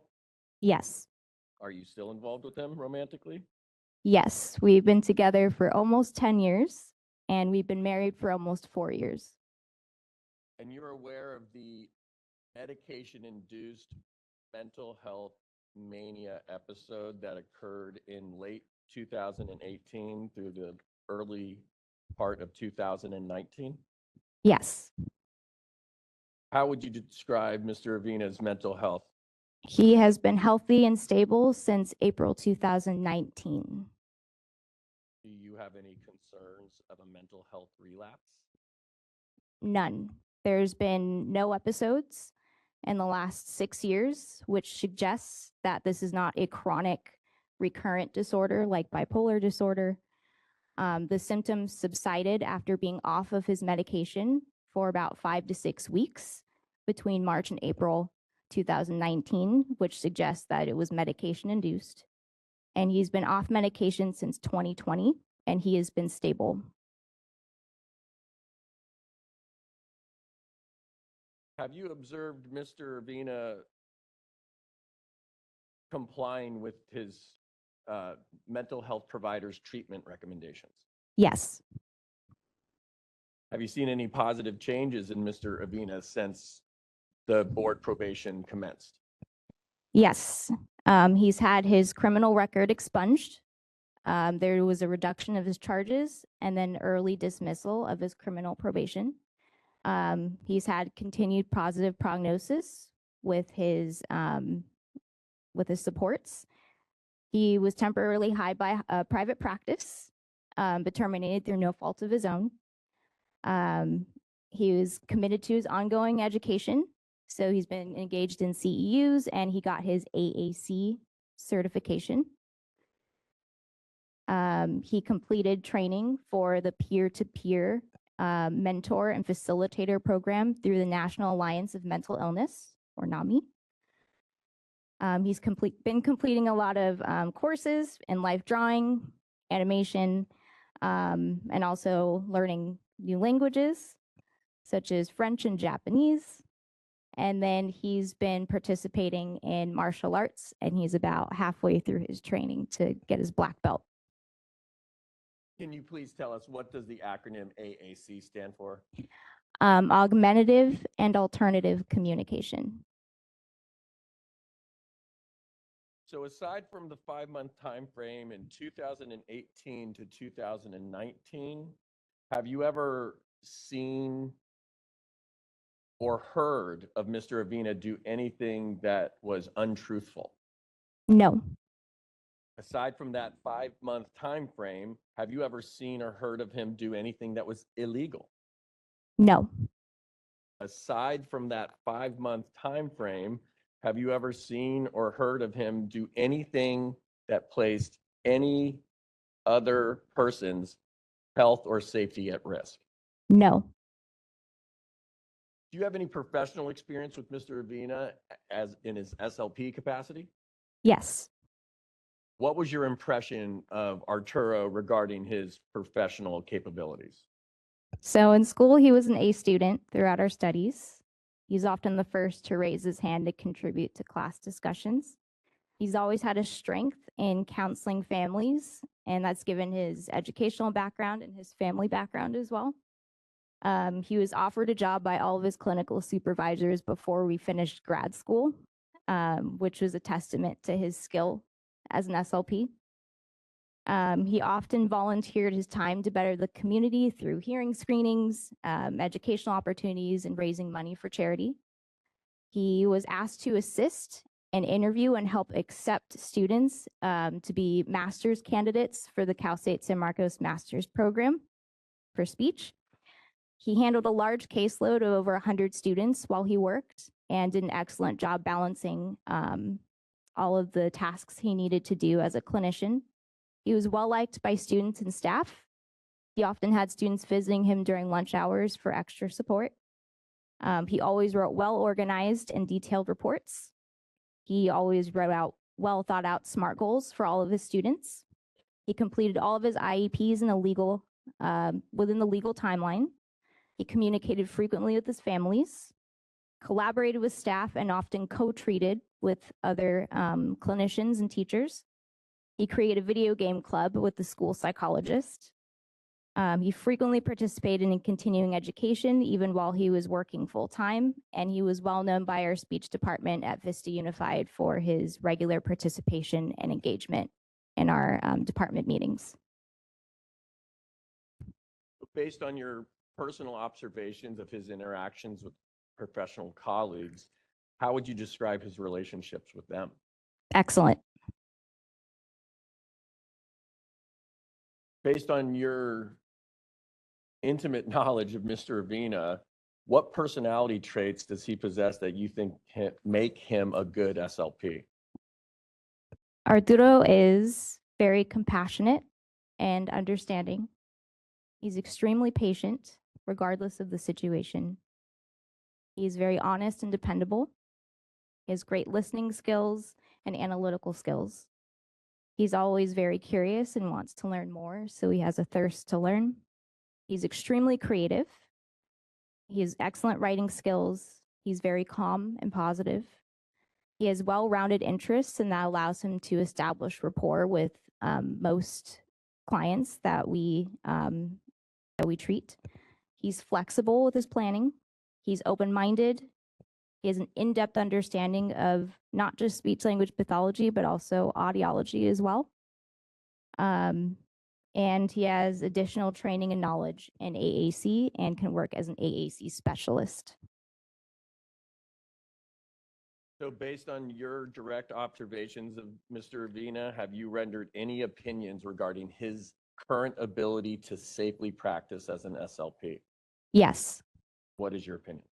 he does not need probation. Do you think that he would pose a risk to the California public by practicing as an SLP absent board probation oversight? No, Do you think he needs special supervision to safely practice? no, Do you think that continued restrictions on his ability to practice is necessary to protect the public? no, Would you trust Mr. Avina to care for you or your family if they needed an SLP? yes, Despite the personal relationship you have with Mr. Avina, have you been entirely truthful today? yes. Is there anything else you'd like to tell the distinguished panel members? Yes. One of the main purposes of being or for speech language pathologists is to help advocate for individuals who struggle with communication disorders, whether it's caused by a developmental disability, acquired brain injury, or mental illness. Arturo is a victim to a prescribed medication-induced mental health crisis, and as a result, experienced a temporary communication impairment. With support and rehabilitation, Arturo has shown that he is healthy, stable, and beyond capable of independence. As a field, we would look at a client with this level of progress and fully support his freedom and autonomy. Speech language pathology is also an evidence-based field when it comes to decision-making. I encourage the board to closely review this evidence supporting Arturo and uphold the same values as the clinicians it oversees. If the SLP HADB were to continue disciplining him for remediated communication impairment that occurred 6 years ago, it would be unethical and against everything we stand for as a profession. I think it's important that the SLP HADB supports Arturo as it symbolizes its stance on communication disorders secondary to mental illness. SLPs need to work together to help destigmatize mental illness and further educate the community about its impact on communication, so we can advocate for individuals with mental illness to receive the support and services they need to thrive.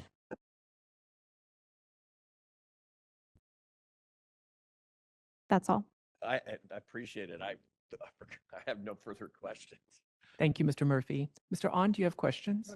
All right, thank you. Let's see if the board members have any questions. We'll start, shall we start on this side? It's time just to switch it up. Mr. Borges, any questions? No questions. Thank you. Ms. Chambers? It's a question. Can I ask a question of both of them? Or even of Mr. Avina now? If it's a question for Mr. Avina, I'll just remind him he's still under oath. Do you understand that, sir?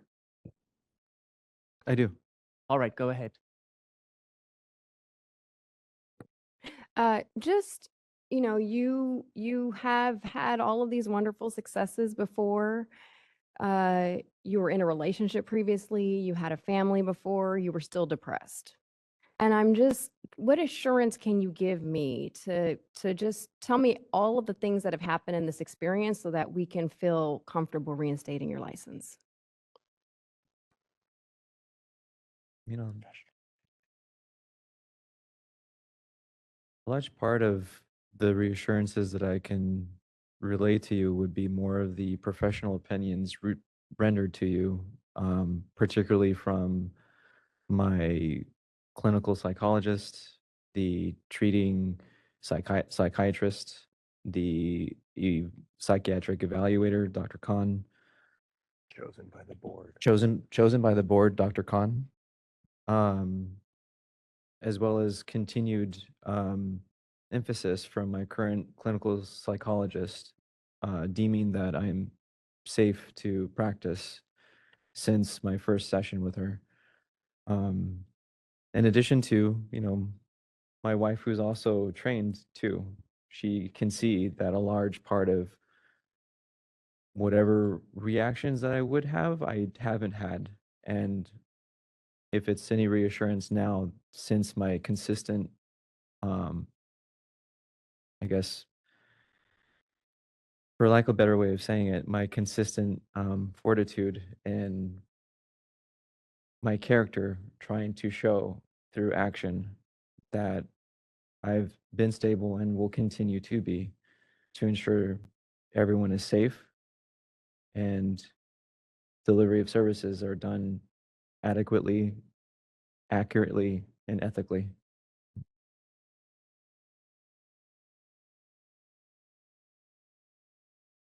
Thank you. Let's see, Ms. White, any questions? No questions, thank you. And what about you, Ms. Dominguez?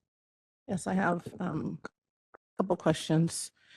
There is a term that's been used by both of you with regard to the termination of the employment that you had that was done by no fault of your own or no fault of his own. Can you explain that a little bit further on why you're using that terminology and what that, I guess, operational definition is for you, both of you? So for someone to be terminated in that position, it would suggest they've done something while working that would cause them to have their job ended. He hadn't done anything in his job that would have caused him to be fired. This was all based on information that somebody read online from something that had happened in years past. So he wasn't terminated for anything that he had done as an SLP in that current position. And it's not meant to play semantics. A large part of this has been through not through not my professional behavior. It's more things that are really truly out of my hands, especially regarding things that have nothing to do with my professional capability. As I understood, the delivery of services was satisfactory and more than adequate.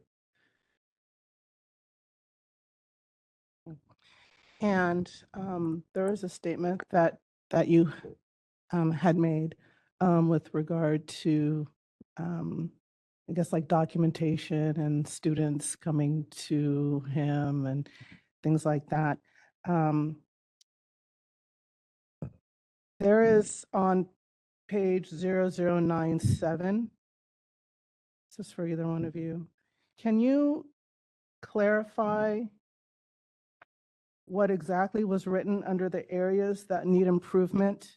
It is very hard to read the entire statement, but this is since you have been on probation. It's from 2023. Can you clarify exactly what was written there?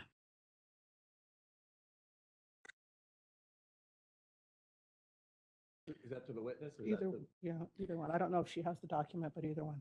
So this was from my previous supervisor. Her name is Jasmine Stokes through Stokes Counseling Services. The aspects that she had written were concerning sorry, I'm also having trouble trying to read her. I don't know if you can even directly read it. That would be helpful as well, because some of it is cut off. Okay. And you'll have the context most likely to clarify what she is addressing. She said overall, supervisee had done a great job developing treatment goals and strategies. Thus, this quarter, communicating them with clients and supports. This quarter, some areas of improvement include for Mr. Avinia. I'm sorry, I can't hear you. Sorry. Some areas of improvement include by Mr. Avinia incorporating the created supports and improving the client's speech language communication consistent during sessions, improve organization of direct service, and utilize visual schedules. The visual schedule that I was implementing with a particular client was trying to ensure that that particular item was being used both at home and at the preschool that that client was currently visiting. So it was more of, I want this to encourage to happen. General comments said, pleasure working with Mr. Avinia and looking forward to continuing our work together and with the clients. So as a result of the feedback, the constructive feedback that you were given, what action did you take to address this area that needed improvement clinically? I spoke directly with the staff and with the staff and teachers that were at the preschool that they were working with. I often visited their site quite often to ensure that things were being implemented, goals that were being followed, as well as teaching the teachers and staff how to navigate the client's needs. Furthermore, the communication with family was then supplemented with what was done through a communication log and assurance that things were being done as best as possible from my end, as well as ensuring that they also communicated in the communication log as well. And referencing the mentorship, do you feel that you have maintained your clinical skills your competence, your knowledge and education to effectively supervise a student or a clinical fellow in the future? I do. No further questions? Thank you very much. Let's see, Ms. Chang, do you have any questions? And what about you, Mr. Sanders? No questions. All right. Any other board members have a question? All right. Thank you very much. Really appreciate your testimony. Thank you very much for being here today. Thank you, Your Let's Honor. see. Mr. Murphy, any other evidence or are you satisfied? Thank you very much. Mr. On? I'll allow a brief closing from both of you if you'd like. I will start with you, Mr. Murphy, since you have the burden of proof, and then Mr. On, if you have any comments. Thank you. And as a reminder, please use your microphone. Thank you. Thank you. Thank you all very much for your rapt attention here today. It's, again, I told you, it's my honor to appear on behalf of a client of this man's character and caliber. His professionalism, I believe, speaks for itself, but I also think hearing it straight from his wife, who's known him for over a decade, gives you great insight into who is appearing in front of you. I understand the appearance of impropriety and the egregiousness that the allegations in the accusation give rise to. It was concerning behavior. It occurred in a 5-month period, as has been stipulated to, was medication induced. And I have to reiterate, he was taking lawfully prescribed medications within their lawfully prescriptive amounts. It's my contention he's the victim of medical negligence. He is still atoning for the mistakes he made while under this manic episode. The witnesses that have testified in person up here in Sacramento from Southern California with their entire family in tow, supporting them entirely, are very credible.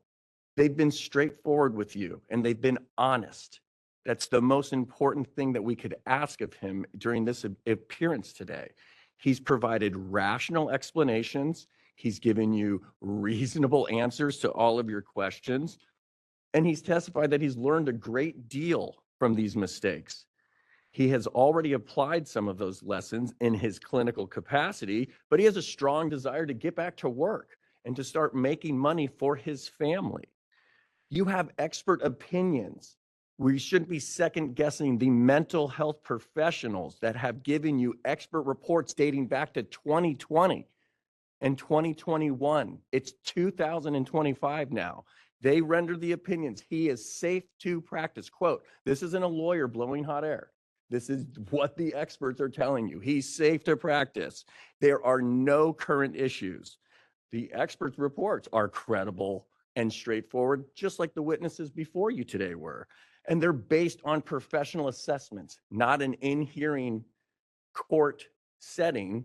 They're based on a clinical assessment, a professional assessment. So my contention is, after receiving the evidence and hearing the testimony, it's clear that multiple factors weigh in favor of granting the petition for early termination. The nature and severity of the acts under consideration. When you look at the fact that it's a medication-induced manic episode, it's one isolated transaction that occurred over a 5-month period. The severity is reduced because of the medical negligence that led to it. The severity is also reduced because you're dealing with a child, a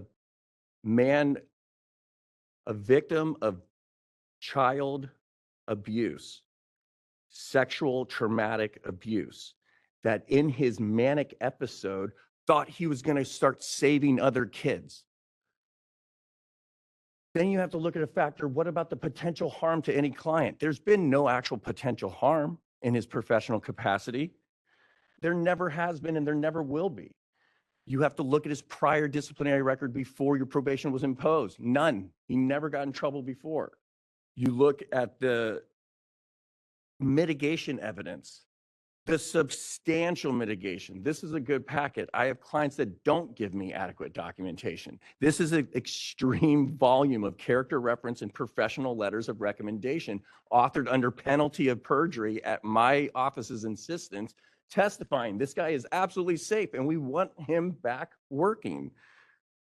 Look at the criminal sentencing compliance. He completed his criminal sentencing in its entirety. He had the penalty reduced and now it's been dismissed with no opposition from the state. The state prosecutor agrees he's absolutely safe in his professional capacity and in his personal capacity. And then you look at his overall criminal record. That's his only conviction of his entire life. He never got in trouble before. We're not dealing with a serial offender here or somebody that's had multiple issues. Then let's look at the time passed since this occurred. It's been more than 6 years since the manic episode. It's been more than 3.5 years that he's been successfully complying with all of the board's probationary terms and conditions. So in summary, I'll reiterate my policy argument is that it's your duty is to protect the public safety, but not at no cost or no consideration of the man's vested due process rights and interests in maintaining his professional licensure. But he's not coming here demanding anything. He's coming here with his hat in his hand, telling you, I promise, I think I've done everything that you've asked of me and then some, and I'm ready to get back to work. I'm newly married. I don't like having my wife be the sole financial contributor, and I would like to be gainfully employed and to contribute to society in a greater capacity. So I see no credible evidence that denying this petition is necessary to achieve your interests of protecting the California public safety, or that doing so would serve that purpose in any regard. Adequate measures had been implemented and now they've been completed. The mania behavior will never be repeated again. The experience has made him a better practitioner, a better communicator, and now he wants to contribute to society in a greater capacity, helping others who have experienced mental health issues. So when weighing a totality of the circumstances, not the isolated transaction of a 5-month period, and the evidence in front of you, we're asking that you issue a decision in order granting his petition and letting him get back to work, giving him the opportunity to progress in his professional career while you can rest assured that the California public safety has been protected in its entirety.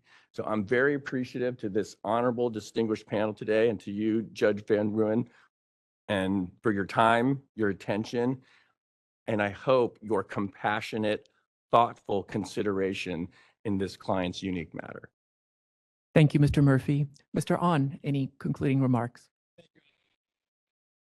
Honorable members of the board, Your Honor. Microphone, please. Honorable members of the board and Your Honor. In a pleading to restore a disciplined professional license, the burden rests on the petitioner to prove that he or she has rehabilitated himself or herself and that he or she is entitled to have the license restored. Flanzer, Flanzer versus Board of Dental Examiners, 1990, 220, Cal App 3rd, 1392, 1398. A person seeking reinstatement must present strong proof of rehabilitation and a sufficient showing of rehabilitation to overcome the board's former adverse determination. The standard of proof is clear and convincing evidence. Hippard, Hippard versus State Bar of California, 1989, 49, Cal 3rd, 1084, 1092, 1093. An individual seeking reinstatement must present strong proof of rehabilitation, which must be sufficient to overcome the former adverse determination. Housman, Housman versus Board of Medical Examiners, 1948, 84 Cal App 2nd, 308, 315. And finally, Business and Professions Code Section 2531.02. Quote, protection of the public shall be the highest priority for the speech language pathology and audiology and hearing aid dispensers board in exercising its licensing, regulatory, and disciplinary functions. Whenever the protection of the public is inconsistent with other interests sought to be promoted, the protection of the public shall be paramount. End of quote. That's the law, members of the board. Public protection. Other interests, financial interest of the petitioner, burdensome probation, his marriage, even serving as a speech language pathologist. All of those are secondary. Public protection is what the law requires. Now, as I mentioned, this case went through a hearing in front of a judge who proposed a 3-year probation, rejected by the members of the board, inadequate. And the board issued a decision order. This is Exhibit 4, page AGO 0060. Quote, respondent engaged in very serious criminal behavior that threatened the safety of numerous persons and lasted over an extended period of time. During this time, respondent lacked the self-insight and awareness to get help and curtail his troubling behavior.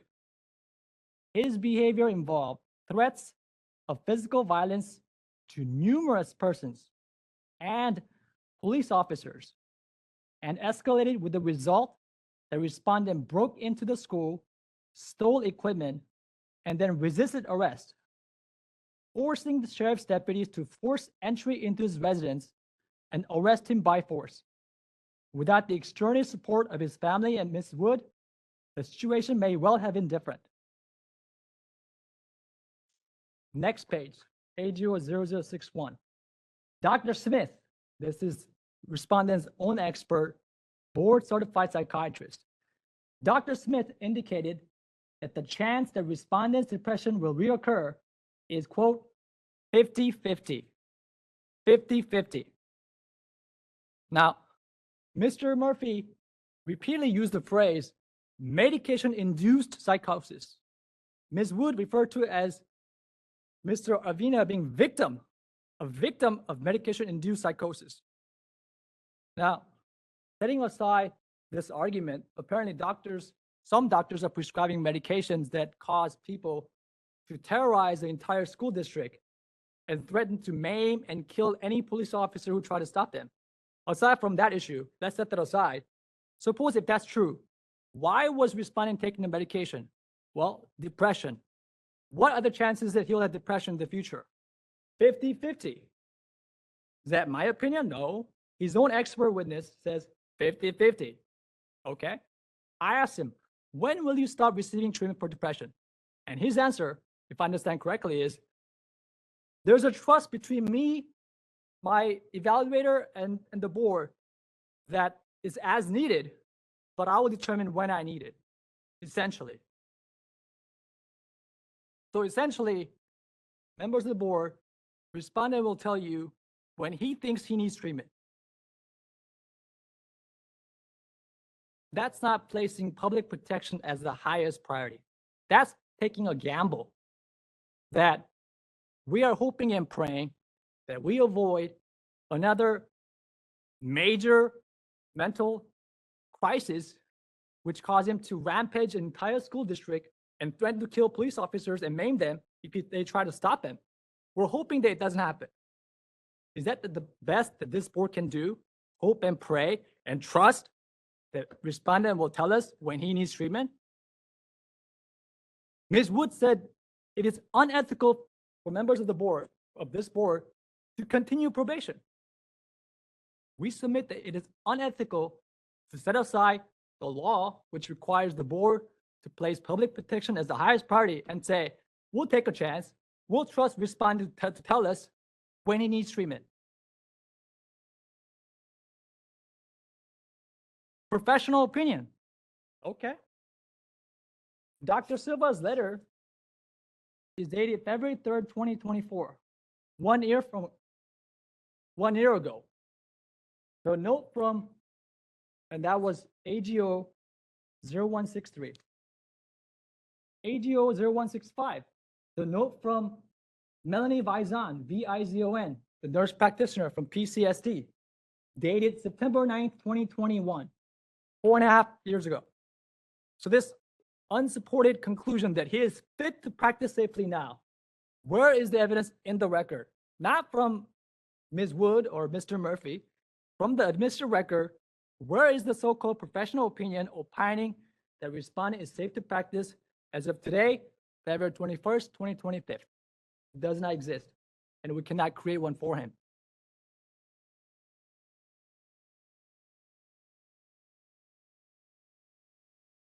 Let's look at the incentives. Mr. Borges raised a point. So your plan is reactive, not proactive. And the answer, as we heard, I guess is both. I guess it's both. That's not how this works.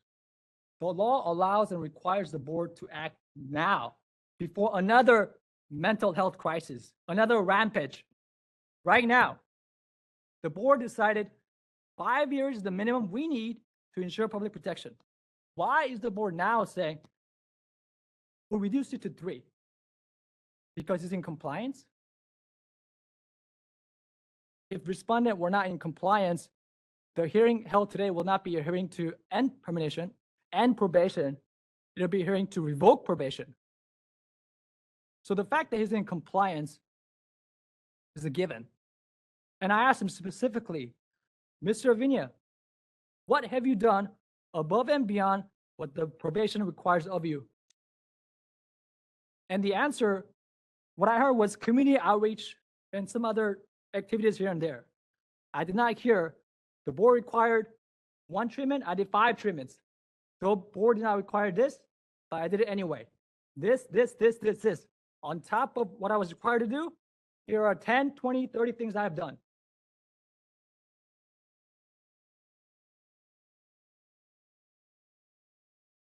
PTSD, almost gone, okay? Except nightmares. I asked him, how often? Once a month. So it's not gone, once a month. The fact that this probation is a burden on respondent. Financially, he had to drive here, so forth. Again, that could be a consideration. We're human beings. It's not easy to drive here from San Diego. The fact that he's married, he's not paid right now, that's a hardship. Could be a consideration. What is the most important consideration? What does the law say? Public protection. Everything else, secondary. So why would the members of this board take a huge gamble when we heard from respondent, one of the clients or the parents threatened to file a lawsuit against the clinic for hiring respondent based on the probation?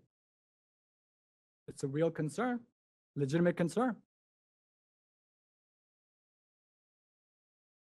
Ms. Chang mentioned the internet is forever. Anyone can look at this. Oh, Arturo Avina, 5-year probation, terminated early. I don't know why. If something were to happen, is the board comfortable with that risk? Why should the board have to take that risk? Why would you want to take that risk when the law says public protection? We're not asking the board to impose more conditions. We're not asking the board to revoke his license. All we're saying is, hey, the board said 5 years minimum. Why are we going down from that? What justifies a departure? Nothing. Therefore, the Attorney General's office respectfully requests the honorable members of the board to deny the petition and require, at the very least, the respondent to complete the remainder of his probation. Thank you. Thank you, Mr. Ahn. Mr. Murphy, do you want a brief no more than 5 minutes? All right. Thank you. Thank you. Microphone, please. I'm sorry, thank you.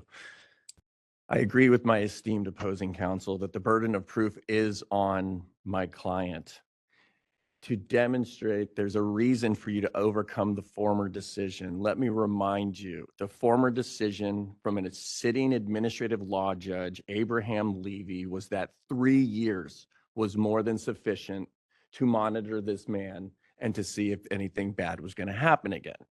This board, out of an overabundance of caution, decided to usurp the judge's well-reasoned 45-plus page decision, adopt it in its entirety, and the only change that was made was the 3 years was increased to 5, absent other rationale. When presented with his opportunity to file a petition for reconsideration, or I could file a writ in the Superior Court, Mr. Avina said no. If that's what my board wants, that's what I'm going to do. And I'm just going to try to get out whenever I think I'm okay and they think I'm okay. Please understand, strong proof of rehabilitation has been proffered to you today. Your job, as I've reiterated, and he just made apparent again, is to protect the public safety. We are not asking you to usurp the law or to ignore your duty in any regard. You have utilized that paramount priority to impose a higher 2 years extra than the judge originally decreed.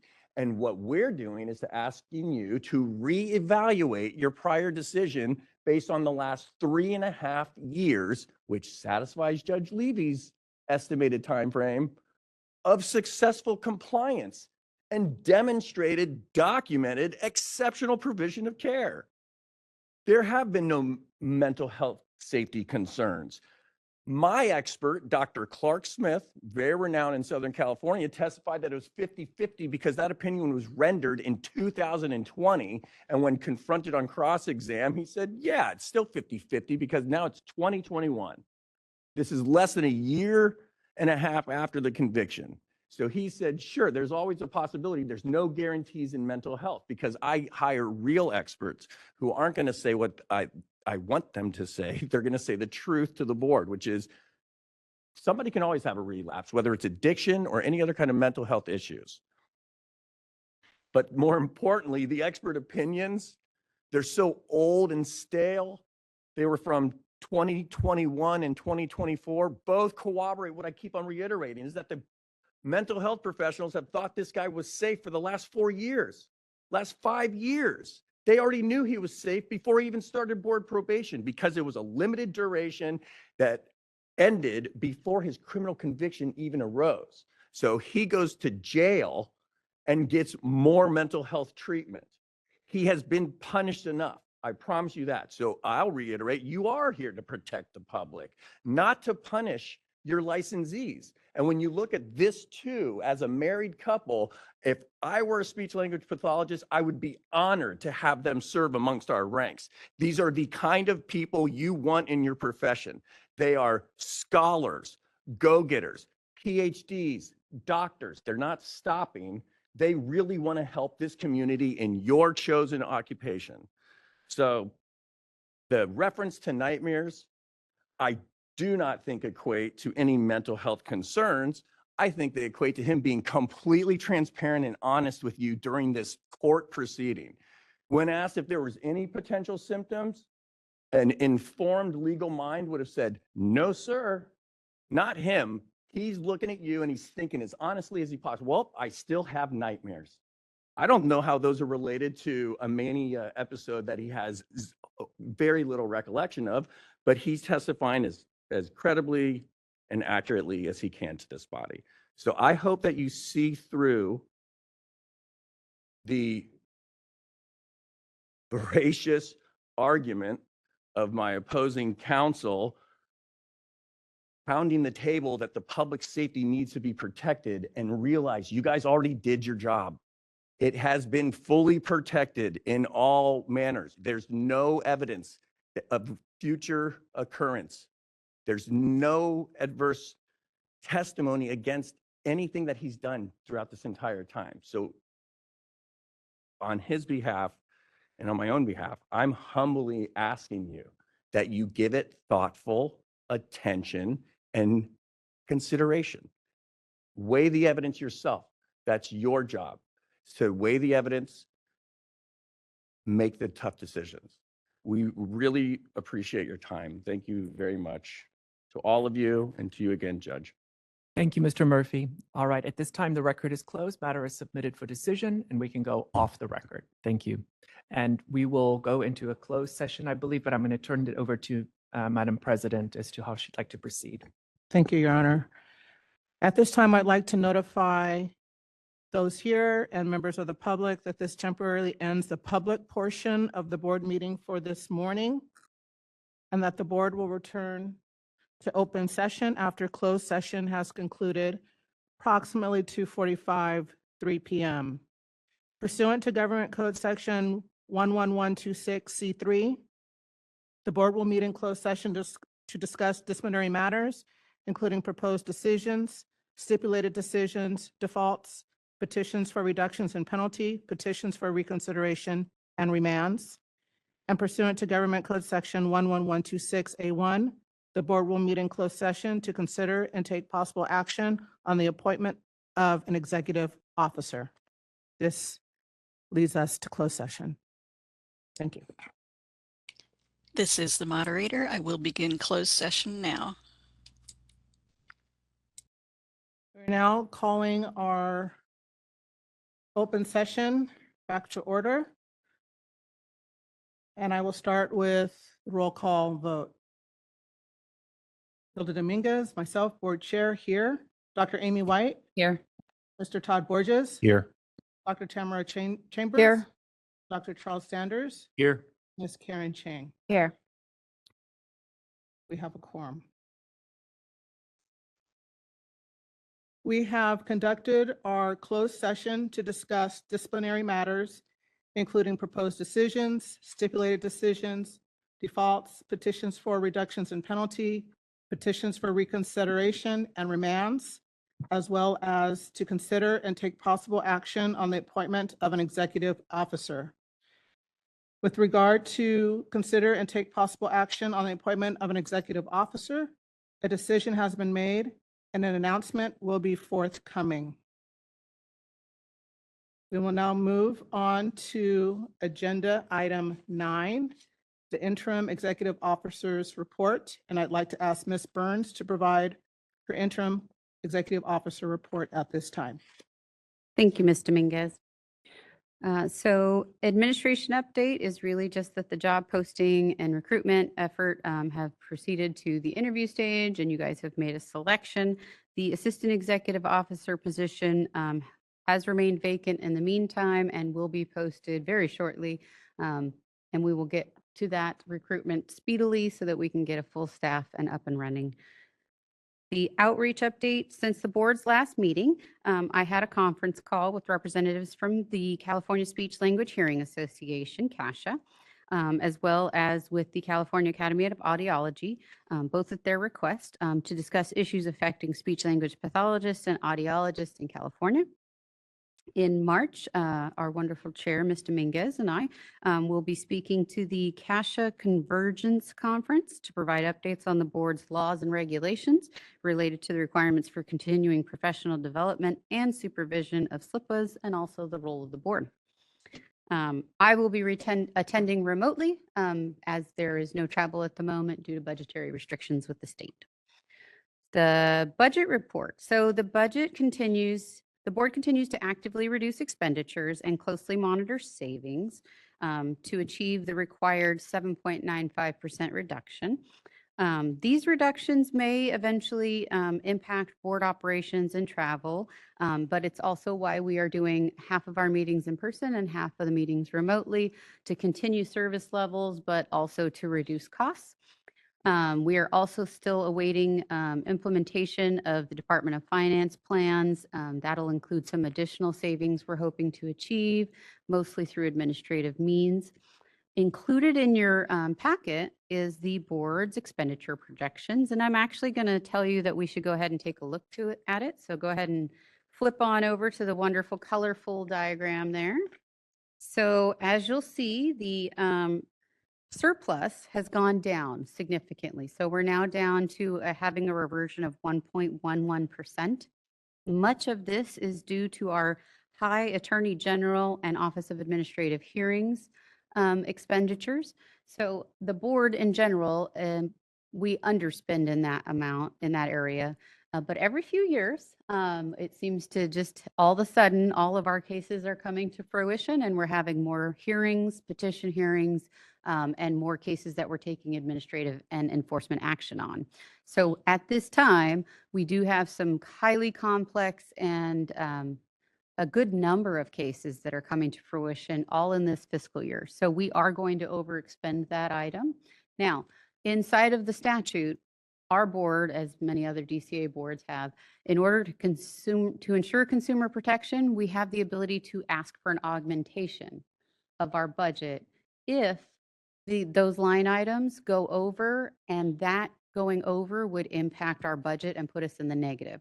While it's right now at 1.11%, by the end of the fiscal year, we would not be at 1.11. We would be in the red. Based on current expenditure projections and the sheer amount of hearings we're going to be having. So not the hearings you attend, but the ones that the people that are having discipline taken against them, that hearing. So right now, we are looking at an augmentation for the Office of Attorney General line item. That will keep us at about 2%, a little under, maybe like 1.7%. That's healthy, but not overly cushioned. And the way the augmentation works is we request it, and the Attorney General's office writes a letter as well to state, yes, we are going over our allotment for that expenditure line, and we have this many cases and this many cases in the next 6 months. Therefore, we think we need this much money. And then we go to the Department of Finance and request the augmentation. You won't see it for a few months in all of the documentation, but it does eventually get all approved and everything gets taken care of. And that augmentation doesn't come from the state general fund, it comes from our fund. So we're special funded through our licensing fees, and it comes out of our fund. So that leads me to the next page, which is the fund condition, to show you, again, we have a very healthy fund at the moment. Our licensing continues to grow.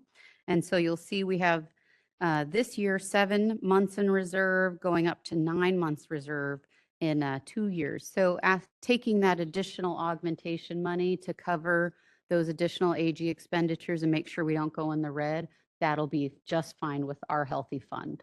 So there's no concerns there. Your mic on. When we do these AG hearings and whatnot, I was under the impression that if the petitioner is found guilty, they would have to pay for the hearing. There is a certain amount of cost recovery when we take enforcement action. So you'll see in those disciplinary orders, cost recovery. If we take someone's license and we revoke them, we only get that money if they petition to come back. Oh. So sometimes we will have expended a good deal of money to enforce the case, and we will most likely not get that money back.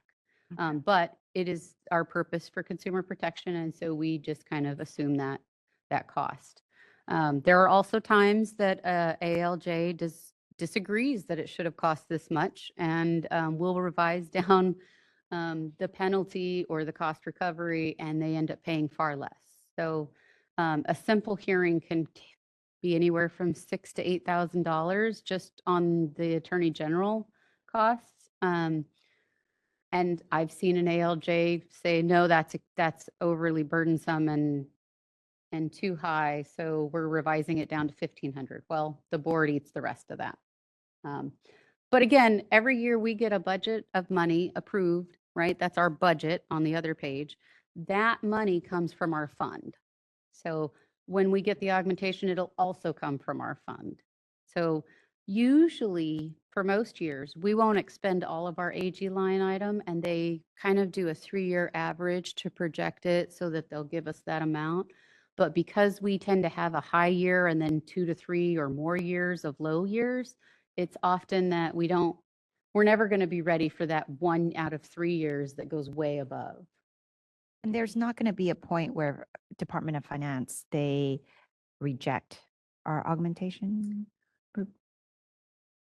I've not seen it, but we also tend to project conservatively so that it's not like a big amount of money that's coming in and then, oh, just kidding, we didn't actually spend it all. So you are kind of playing a trust game, but also trying to, I mean, we've looked at it from how many cases, how many days of hearing. I mean, we've really kind of whittled it down and then said, okay, what's the small amount of money we can request to keep our fund in the black? So that's usually how it goes. But because I'm not a budget person in the budget office, I don't know if there's ever been one denied, but I have not had one denied. So. Does anyone else have questions on the budget? Overall healthy, just big Attorney General year, so that often requires a little bit of maneuvering. Regulations report. We had another wonderful year last year. We got a lot of packages through, both the CPD, Continuing Professional Development, and CE. We were also able to get the hearing aid dispenser advertising regulations through at the end of the year last year. And Maria Lorenzo will provide an update on that. We have a couple other small packages that are going through the process right now. And then hopefully we'll also tackle a very large one for disciplinary guidelines soon enough. For licensing, we continue to see wonderful processing times.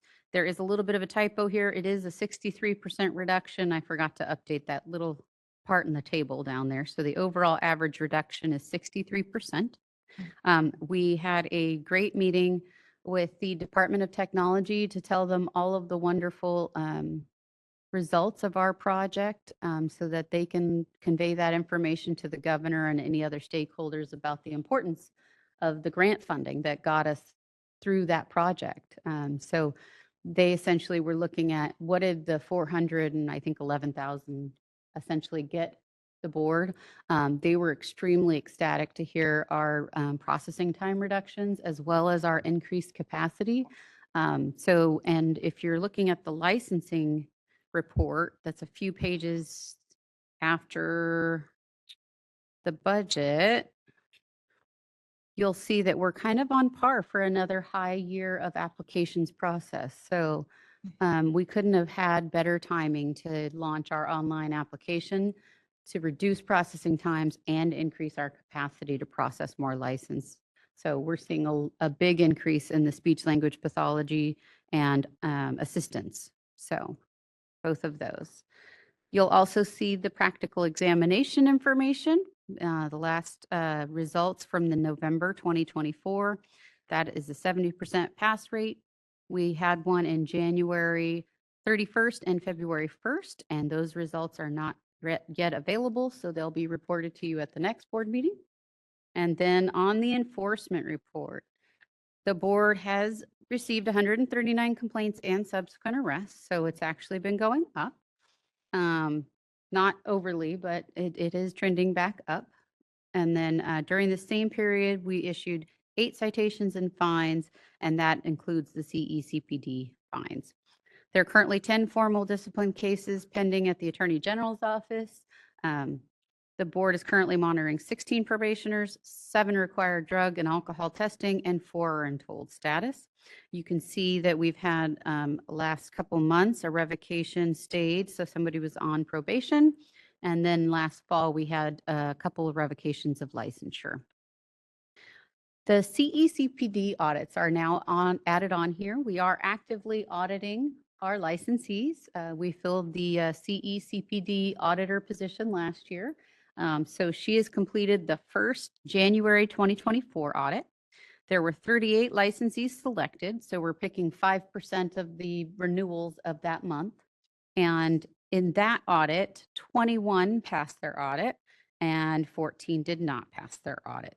And 2 qualified for exemptions. So right now we're working through those as well as she's in the middle of auditing the February and March renewals for 2024. And so part of this process is giving them time to respond to the audit and provide their documentation, and then of course remediation afterwards, whether or not they need educated, whether or not they need a citation and fine, all depends on the severity of the amount of hours missing and the type. So. What does that audit look like? What do you actually do? What are you looking for? So each of them are looking for whatever renewal requirements related to CE. So if you're a hearing aid dispenser, those 12 hours, 6 of which have to be not self-study. And then also looking at all the certificates to make sure they're by an approved provider, they're in the renewal period. Some of the issues we're seeing is people not having their renewal period correctly. So they had classes, but they were outside the renewal period. We've also seen lack of like documentation, not all of them having certificates. What else? A lot of people that aren't living up to the live requirements. So there's too many self-study hours, and some of which that are just, they didn't quite understand the requirements in the first place. Others, they were following some other organization like ASHA's guidelines, which are not our guidelines. And so it's been an educational time for most of them. And some of them are just errors. They thought they had them, they didn't. And also licensees learning about the exemption process. I know it's part of our laws and regs, but I don't think a lot of people pay attention to that part. If you are disabled that year, you're injured, you're caring for a loved one for over a year that's been disabled. There's in the regulations exemptions in there, but I don't think people are always asking for them. And so they end up at the audit and, we're finding out, oh, well, I had a serious health issue, but I still tried to do my CE, but they didn't get them all. At which point, we recommend let's have you provide the documentation for the exemption and move from there. So you're basically just don't come up with the proof. Let me see. absolutely. did. It's all about providing the proof, and sometimes it's easier than others. And I think because we haven't been auditing since 2018 was the last audit prior to this, people aren't used to making sure, oh, I have all the documentation, I have it handy for if the board asks me. While some of it's easy to just go online and print my online transcript, others, you're going to the pediatric conference of something. Yes, it's approved by an approved provider, but you need to make sure it's on there. A lot of conferences that are not as schooled in the ways of the board may not break down what classes the person took. So yes, you got 10 hours, but what'd you get it in? And especially if you went to a pediatric conference that's not specific to speech, you need to tell the board, how does it relate to your practice as a speech pathologist? I always give the example when I was at the Board of Psychology.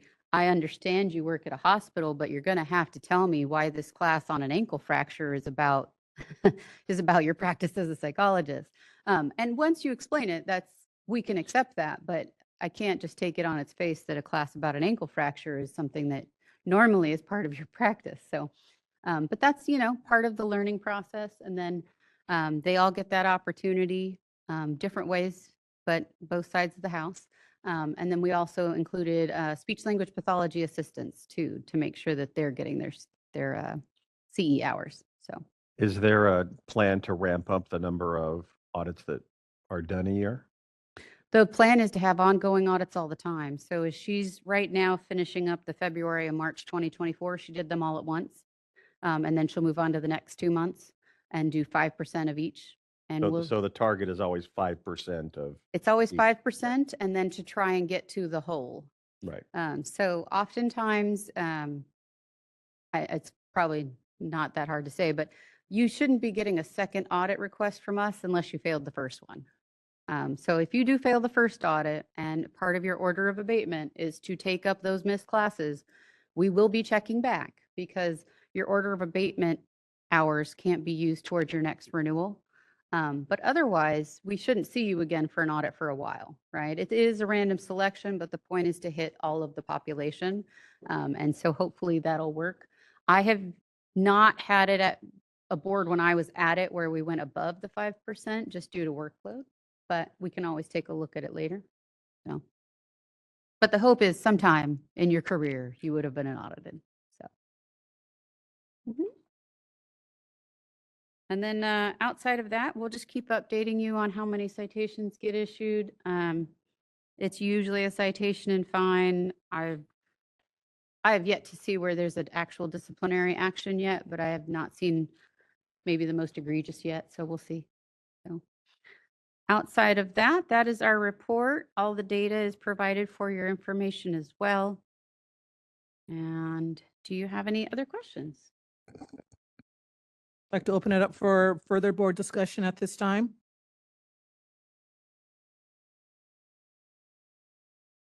All right, hearing none. There are no members of the public present in the room at this time. So I'd like to ask the moderator to open WebEx for public comment at this time. This is the moderator. If you would like to make a comment on this, the interim and executive officer's report, you may look for the hand icon at the bottom of the WebEx screen or behind the 3-dot other options if you're on a mobile device, and click that to raise your hand. Each speaker will have 3 minutes with a 30-second warning. And are there any requests for comment? I do not see any requests. Shall I close that comment feature? Yes, please. Thank you. You're welcome. And we'll move on to agenda item 10, discussion and possible action to revise the legislative proposal adopted by the board for an omnibus bill to amend BPC sections 2531.3, 2532.2, 2532.3, 2532.4, 2532.6, 2532.7, and 2536 and 2538.53, Education Code Section 44831, and Welfare and Institution Code Section 14132.55. So I'd like to ask Ms. Lorenzo to present information to the board on this agenda item 10. Thank you, Ms. Dominguez. The Senate Committee on Business Professions and Economic Development intends to introduce an omnibus bill this legislative year to make non-substantive changes to our Practice Act and other sections of Business and Professions Code. Board submitted its proposal on December 11th, 2024, and we met with staff from the committee on December 18th, 2024. They did give us recommendations to pull some sections out, specifically Business and Profession Code sections 2531.3, 2532.2, and 2532.4. Because of the current language, our current statutory language for examination requirements are out of date, and they recommended that we do that in our sunset. And then Business and Profession Code Section 2538.53, the changes, they believe that the change would actually create a substantive change to another section. And so they recommended that we also did that for our sunset as well. We asked that to review the proposal, and I can take any questions. I'd like to open it up for board discussion at this time.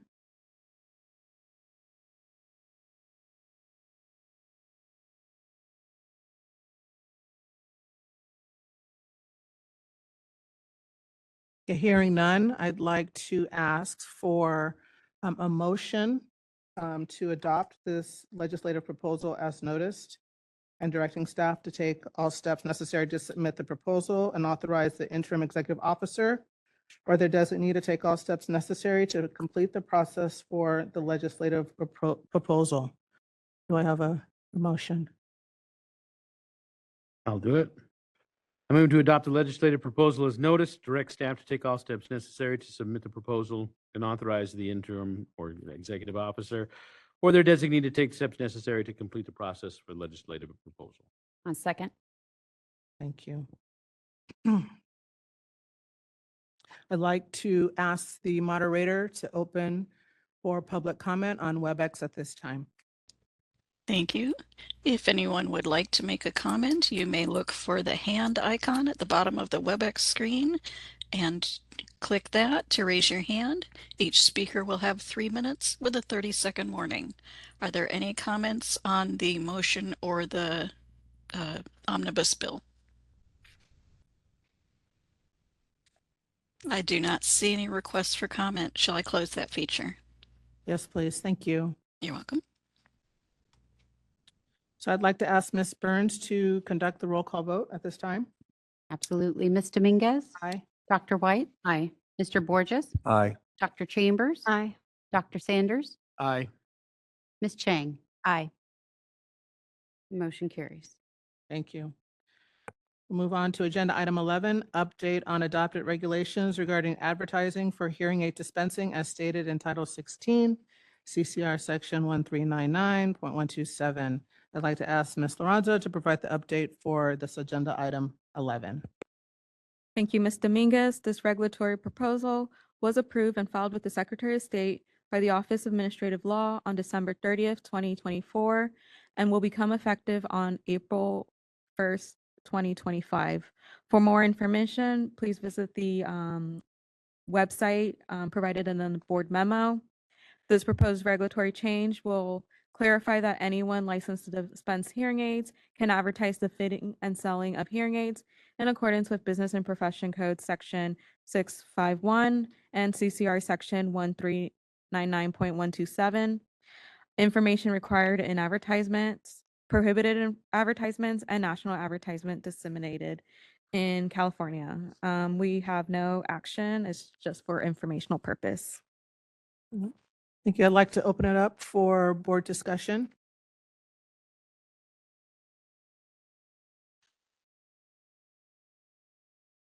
Hearing none, we'll move on to public comment. There are still no members of the public present in our location. So I'd like to ask the moderator to open public comment at this time on WebEx.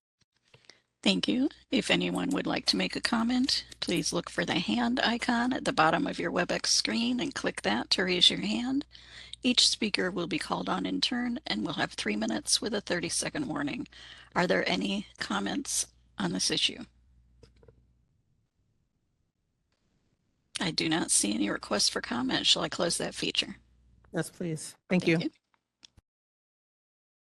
like to move on to agenda item 12 regarding future agenda items. I'd like to ask the board members and staff if there are any future agenda items that they would like to propose for a future meeting.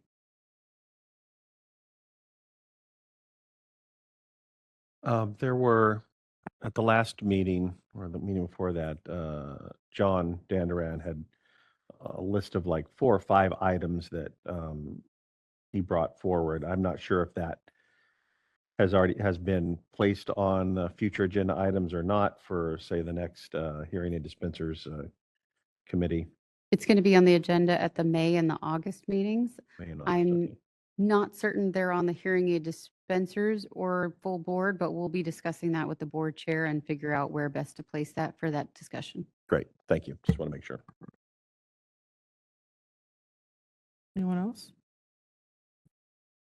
Hearing none, there are still no members of the public present in our location. I'd like to ask the moderator to open for public comment on WebEx at this time.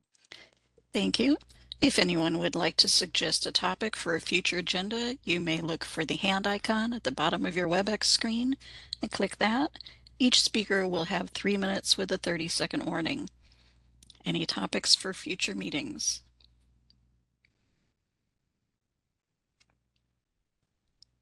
I do not see any requests for comment. Shall I close that feature? Yes, please. Thank you. You're welcome. All right, we are at the close of our meeting. We will adjourn our board meeting at this time at 3:07 p.m. Thank you.